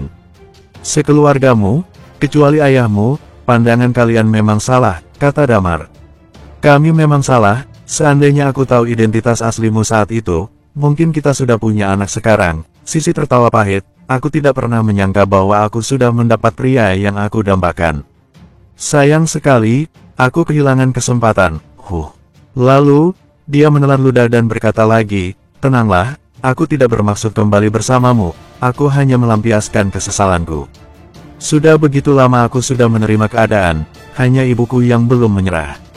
"Baguslah kalau begitu, aku tidak berutang pada kalian apapun lagi," kata Damar dengan tenang. Selama 3 tahun itu, dia menjadi babu dan memberi semua uang yang dia hasilkan untuk ibu dan putrinya itu. Setelah itu, dia menyelamatkan nyawa mereka beberapa kali. Dan akhirnya, dia juga mencarikan kerja untuk Sisi dan Nessa supaya mereka tidak mencari masalah lagi. Bahkan pekerjaan yang dia tawarkan sangat ringan dan gajinya tinggi. "Ya," Sisi mengangguk kepala. Lalu, dia berkata lagi, "Sejujurnya, tujuanku datang kali adalah untuk mencari perlindungan. Aku melihat ghost di hadapanku secara langsung kali ini, aku sungguh ketakutan. Di detik itu, aku benar berpikir kalau aku akan mati di sana. Aku menonton kejadian sadis di televisi, aku bahkan memimpi buruk setiap malam. Jadi, aku berharap kamu bisa melindungi kami. Karena ayahku telah menyelamatkanmu, bolehkah kami menetap di sini? Kami tidak akan membuat keributan, dan fokus dalam kehidupan sendiri. Kami pun bisa membantu memasak atau beres-beres." Damar melambaikan tangannya, "Kamu tidak usah khawatir tentang hal ini, banyak teman-temanku sudah ada di sini saat perang diawali.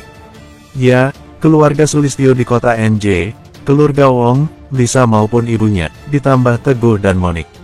Mereka semua diantar oleh Damar ke sini. Setelah menang, selain beberapa yang ingin berterima kasih kepada Damar secara langsung, yang lainnya kembali ke kotanya masing-masing. Termasuk Teguh dan anaknya, Monik. Karena Monik harus kembali bersekolah, dan Teguh harus menjaganya.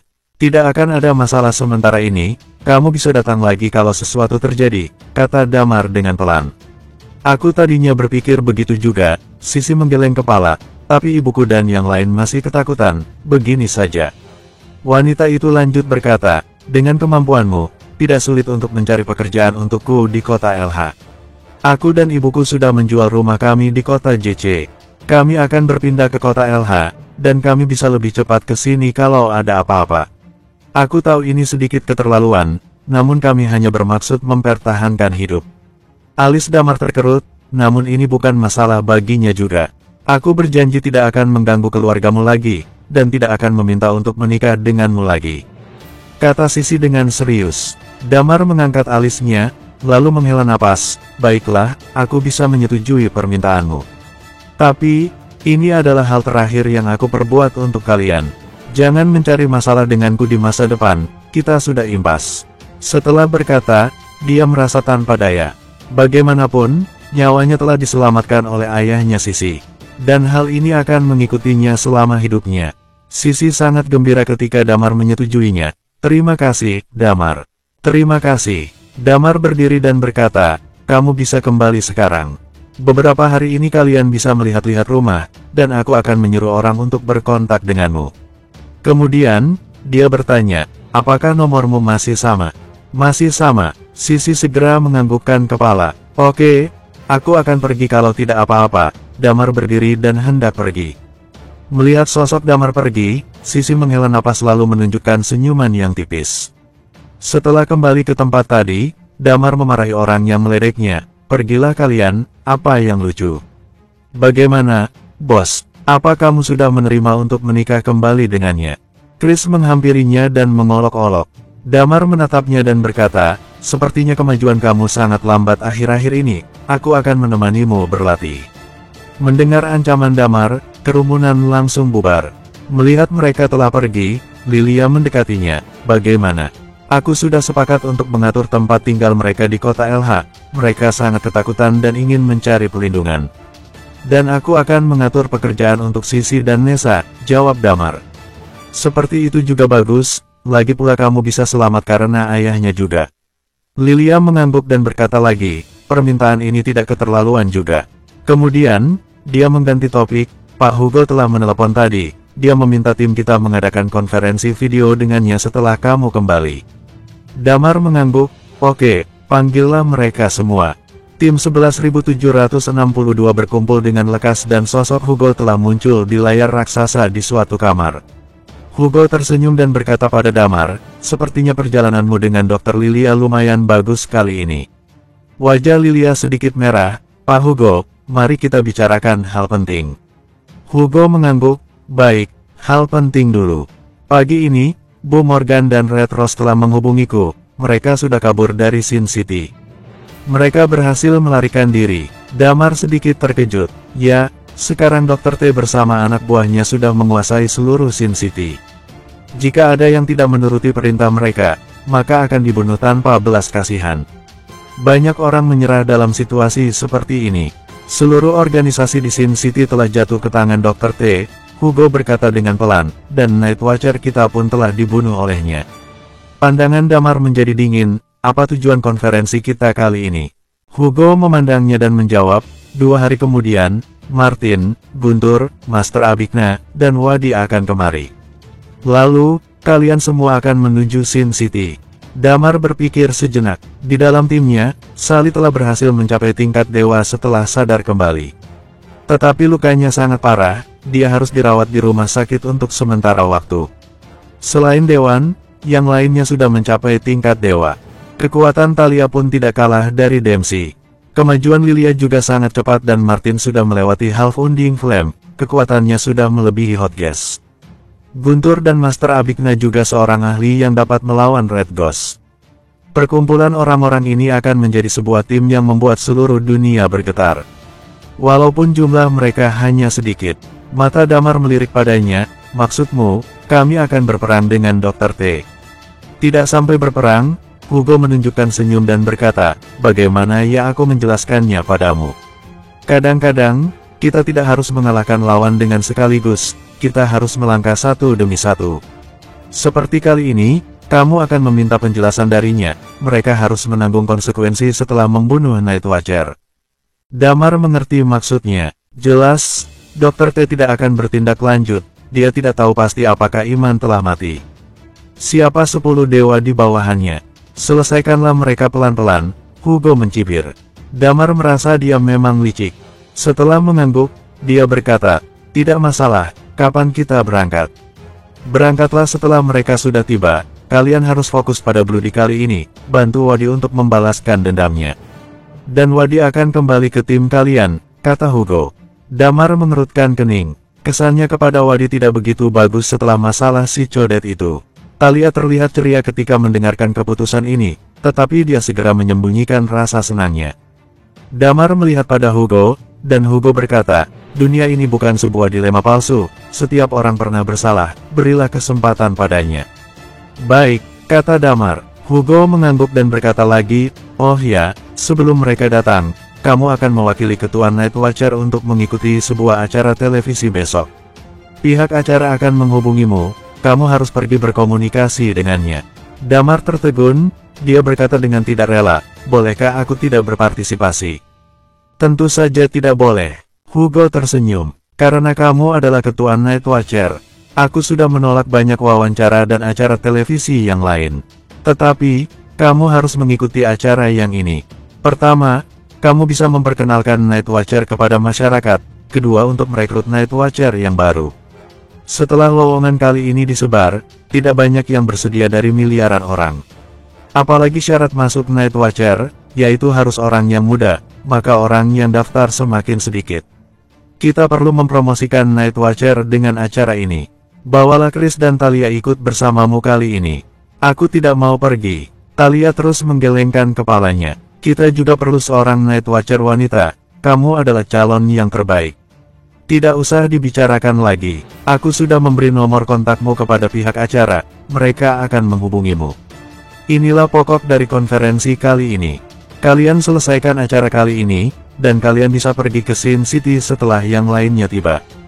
Harusnya sudah cukup kalau kalian bersepuluh, kata Hugo. Damar menjawab, ya, aku sudah lama menantikan Dr. T. Talia masih ingin menolak, tetapi Hugo sudah mematikan video. Talia tersenyum pahit dan berkata, Dr. Lilia, bolehkah kamu menggantikanku? Lilia melipatkan tangannya dan menjawab, aku tidak mau.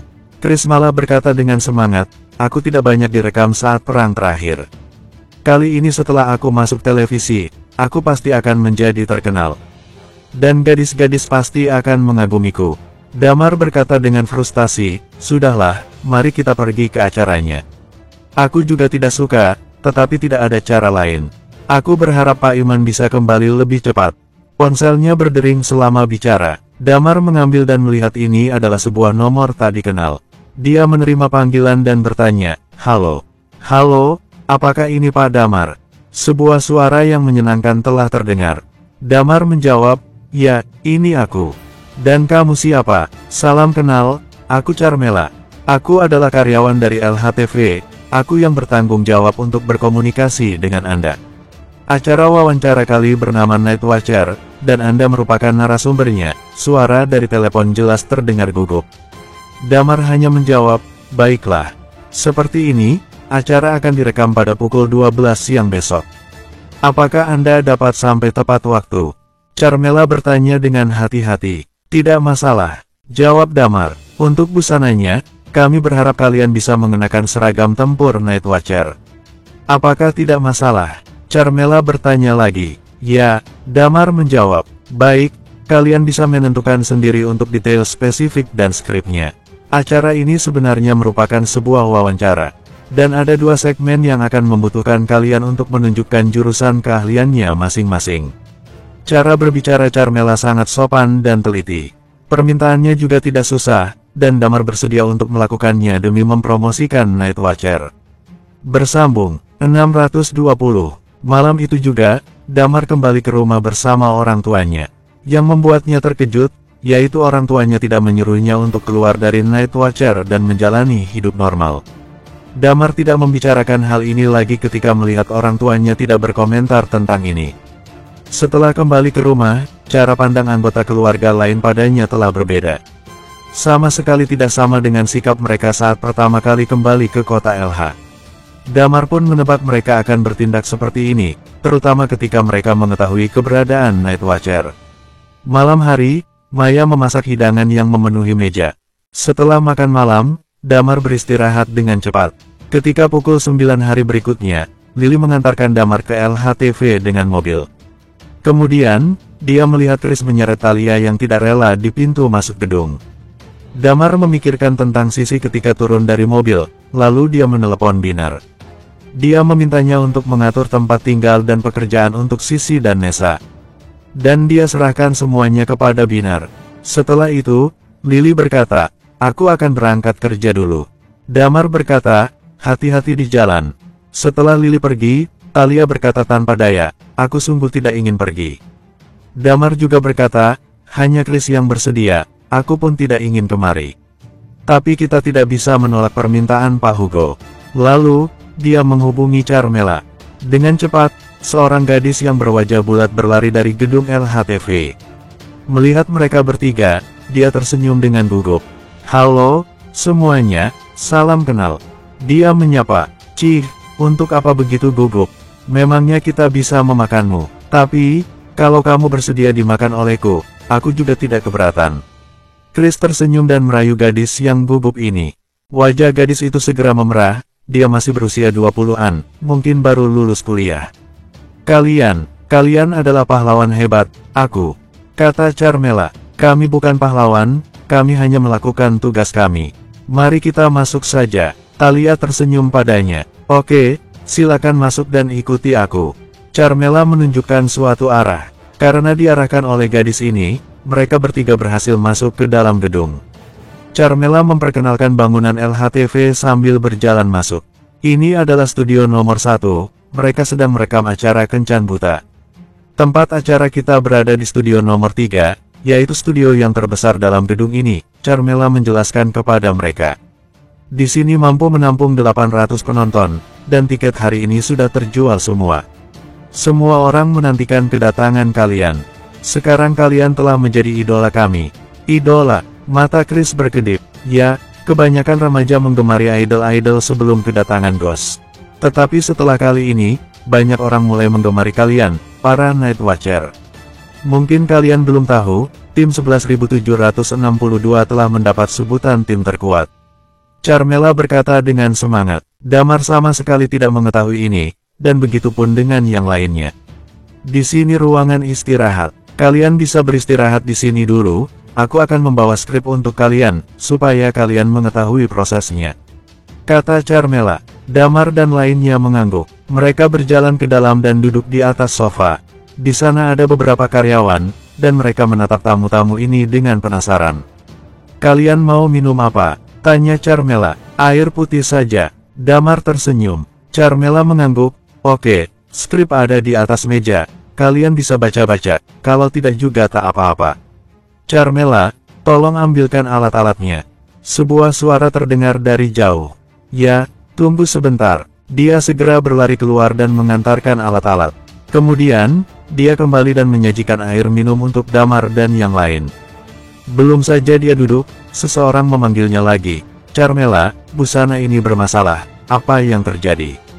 Cepat tukarkan ini." "Baik." Carmela menghela napas, lalu berlari keluar sambil mengepalkan tangannya. "Gadis ini sungguh rajin," puji Talia. Damar mengangguk padanya. Saat ini, seorang wanita cantik yang berambut pendek menghampiri mereka. Damar merasa familiar kepada wanita berseragam ini. Sepertinya dia pernah melihatnya di televisi, tetapi Damar lupa siapa namanya. Chris berseru, "Ya Tuhan, apakah dia adalah pembawa acara hari ini?" "Siapkah dia?" tanya Damar dengan heran. "Kamu tidak tahu, dia adalah pembawa acara wanita terkenal di seluruh negeri." "Nadine," kata Chris padanya. "Aku tidak kenal dia." Damar menggelengkan kepala. Pada saat ini, Nadine berjalan ke hadapannya dan tersenyum. Terima kasih atas kedatangan kalian. Aku telah mempelajari tentang Night Watcher akhir-akhir ini. Aku tahu bahwa kalian adalah orang yang rendah hati, dan tidak banyak muncul di televisi. Tenang saja, wawancara kali ini tidak akan membuat kalian menjadi tidak nyaman. Kesan Damar dan yang lain padanya lumayan bagus. Damar mengulurkan tangan dan menyapa, "Halo, aku adalah Damar, salam kenal." Nadine tersenyum kepadanya, namun tidak bermaksud untuk menjabat tangan yang diulurkan Damar. Kemudian, dia berkata lagi, "Silakan beristirahat di sini, aku akan berdandan di sebelah sana. Jika acara akan mulai, kalian akan diinformasikan oleh karyawan kami."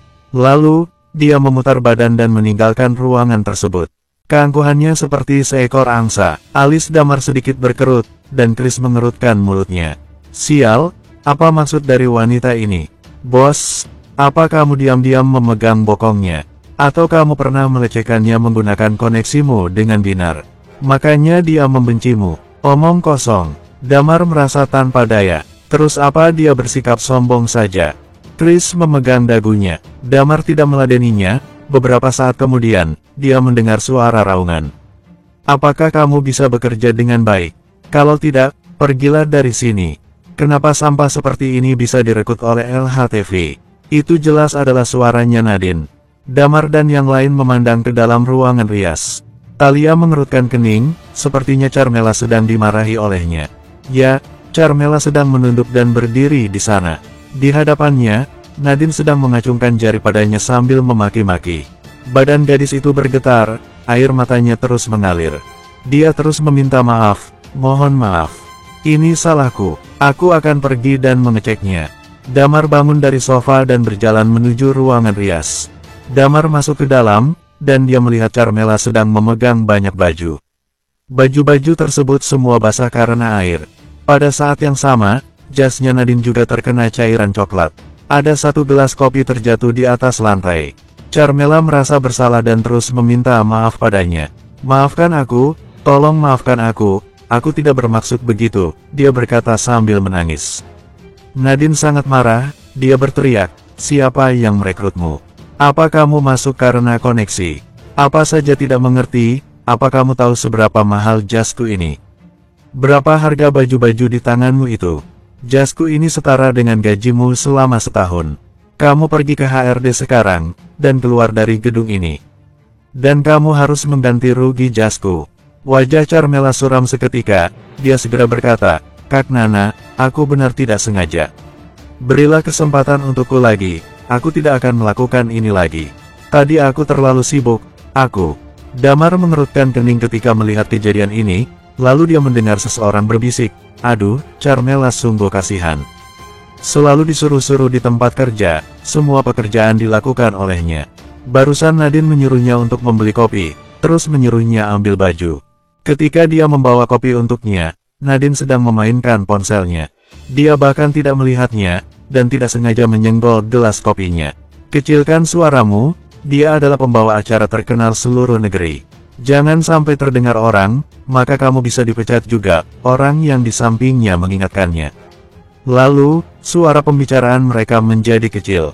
Talia memandang Damar dan bertanya, "Kamu tidak mengurusnya?" Damar tidak menjawab, dia masih berdiri dan melihatnya. Nadine memaki, "Kenapa kamu masih berdiri di situ? Cepat pergi dari sini. Apa perlu aku menelepon seseorang untuk memecatmu?" Wajah Carmela terlihat frustasi. Beberapa detik kemudian, dia menurunkan lututnya dan hendak berlutut di hadapannya. Saat ini, seseorang berdiri di depannya dan menopangnya, "Kamu tidak perlu berlutut." Carmela menengadah dan air matanya tidak tertahan lagi, dia segera berkata, Maafkan aku telah membuat keributan." Damar bisa mengetahui bahwa gadis ini baru lulus kuliah dan masuk kerja. Beberapa pekerja baru selalu membantu mengerjakan banyak hal. Terkadang ketika mereka mengerjakan terlalu banyak hal, mereka akan banyak salah karena kewalahan. Dan beberapa atasannya akan memberi mereka pekerjaan yang lebih banyak. Dan gadis ini pasti tidak mengerti. Damar tersenyum dan menghiburnya, "Tidak usah minta maaf. Aku baru saja menyaksikan kejadian dari awal hingga akhir. Ini adalah salah dia, dan tidak ada hubungannya denganmu. Dan kamu pun memiliki kontrak dengan LHTV, dia tidak berhak memecat kamu." Carmela tertegun, lalu mengelap air matanya. Nadine yang berdiri di samping tidak senang. Pak Damar, sepertinya masalah ini tidak ada hubungannya denganmu. Damar meliriknya dengan pelan, ini adalah salah satu tugas seorang Night Watcher, kami selalu menjaga keadilan, memangnya ada yang salah. Nadine mencibir, terus kenapa kalau kamu adalah seorang Night Watcher? Jangan terlalu menganggap dirimu penting. Apakah kalian masih mau mempromosikan Night Watcher dengan acaraku? Tahukah kamu kenapa aku tidak mau menjabat tanganmu? Karena tanganmu penuh dengan darah. Aku tidak suka kotor. Mendengar ini, beberapa orang di dalam ruangan rias menjadi kesal. Tetapi mereka tidak berani membantah si Nadine, karena kedudukannya lebih tinggi daripada mereka. Damar menengadah dan menatapnya, tanganku kotor. Memangnya kau siapa? Siapa aku? Aku adalah pembawa acara yang terkenal di seluruh negeri. Nadine berkata dengan bangga, semua acara-acara populer di LHTV dipandu olehku, dan acara-acara tersebut mendapat penonton yang sangat banyak. Dia merasa dirinya yang terhebat. Ya, semua orang menghormatinya karena kedudukannya yang tinggi di dalam dunia media. Dia tidak menyukai tangan Damar yang ternoda dengan darah. Dia tidak berbohong tentang itu, maka dia tidak memilih untuk menjabat tangannya Damar. Wajah Thalia terlihat suram, dia maju ke depan dan memperingatinya, beraninya kamu berkata demikian. Nadine merasa Thalia sudah siap untuk bertindak, dia mencibir, aku malas berbicara dengan kalian. Kamu, cepat pergi ke HRD lalu mengundurkan diri. Kamulah yang harus mengundurkan diri. Damar menunjuknya dan berkata, dan mulai hari ini, kamu sudah ditiadakan dari dunia media. Memang aku percaya dengan omonganmu. Nadine jelas tidak percaya padanya. Kamu bisa tunggu dan lihatlah nanti. Jawab Damar. Lalu, dia mengeluarkan ponselnya dan menelepon Hugo. Panggilan terhubung dengan cepat. Ada apa? Apa kalian sudah sampai di LHTV? Kami sudah sampai, tapi kami ada sedikit masalah. Pembawa acara ini sungguh tak profesional, dan bersikap tidak sopan pada aku dan Night Watcher. Hapuskanlah dia dari dunia media, jangan biarkan dia muncul lagi. Nadine sama sekali tidak khawatir terhadap hal ini, karena dia tidak tahu bahwa sebenarnya Night Watcher dapat mengatur dunia orang biasa. Apa kamu serius? Aku akan memberitahu semua orang melalui Twitter kalau kamu melakukan sesuatu kepadaku. Saat itu, kamu dalam masalah besar. Ancam Nadine. Memangnya aku peduli tentang itu? Kata Damar dengan acuh tak acuh. Kamu jangan membual. Memangnya kamu dapat memecatku? Sebenarnya, Nadine sedikit kurang percaya diri ketika mengatakan demikian. Karena sikap Damar terlalu tenang, dia berbicara dengan orang itu seolah-olah tidak penting. Damar tidak meladeninya lagi, dia menarik Carmela ke samping. Dia berjalan sambil bertanya padanya, apa kamu tidak apa-apa? Carmela masih menangis, Thalia mendekatinya dan mengelap air matanya. Jangan menangis lagi, kita semua tahu bahwa kamu adalah gadis yang rajin. Kalau mereka memecat kamu, kamu bisa datang dan bekerja di perusahaanku. Sejujurnya, aku sangat kaya dan propertiku sangat banyak. Ya, Thalia memiliki usaha yang banyak karena dia adalah Night Watcher Second. Pada saat yang sama, asisten Nadine yang di sebelah mendengar suara dering telepon. Dia segera memberikan ponsel itu kepada Nadine. Kak Nana, ini telepon dari direktur. Seluruh badan Nadine gemetaran, dia merasa sangat takut. Setelah menelan ludah, dia lekas menerima panggilan tersebut. Halo, ini Nana bukan? Seseorang bertanya dengan suara tanpa daya. Ya, Pak Direktur, boleh tanya ada apa? Nadine berkata lagi, aku sedang bersiap-siap untuk mewawancarai Night Watcher sebentar lagi. Inilah tujuanku menelepon kamu kali ini. Kamu tidak usah melakukan wawancara, serahkan acara ini kepada Katia. Suara Pak Direktur berbunyi lagi. Apa, Pak Direktur? Katia masih pegawai baru, dia. Nadine mulai menjadi panik. Maka itu, kita harus memberi kesempatan kepadanya. Pada awalnya, memang rencananya menyuruh dia yang mewawancarai Night Watcher. Dan, kamu sepertinya lelah akhir-akhir ini, kamu bisa liburan untuk sementara waktu, kata Pak Direktur. Nadine merasa kepalanya hampir meledak. Dia memikirkan kembali apa yang diperingati Damar sebelumnya, dia merasa tenggorokannya kering. Wajahnya langsung memucat ketika memikirkan sesuatu. Bersambung.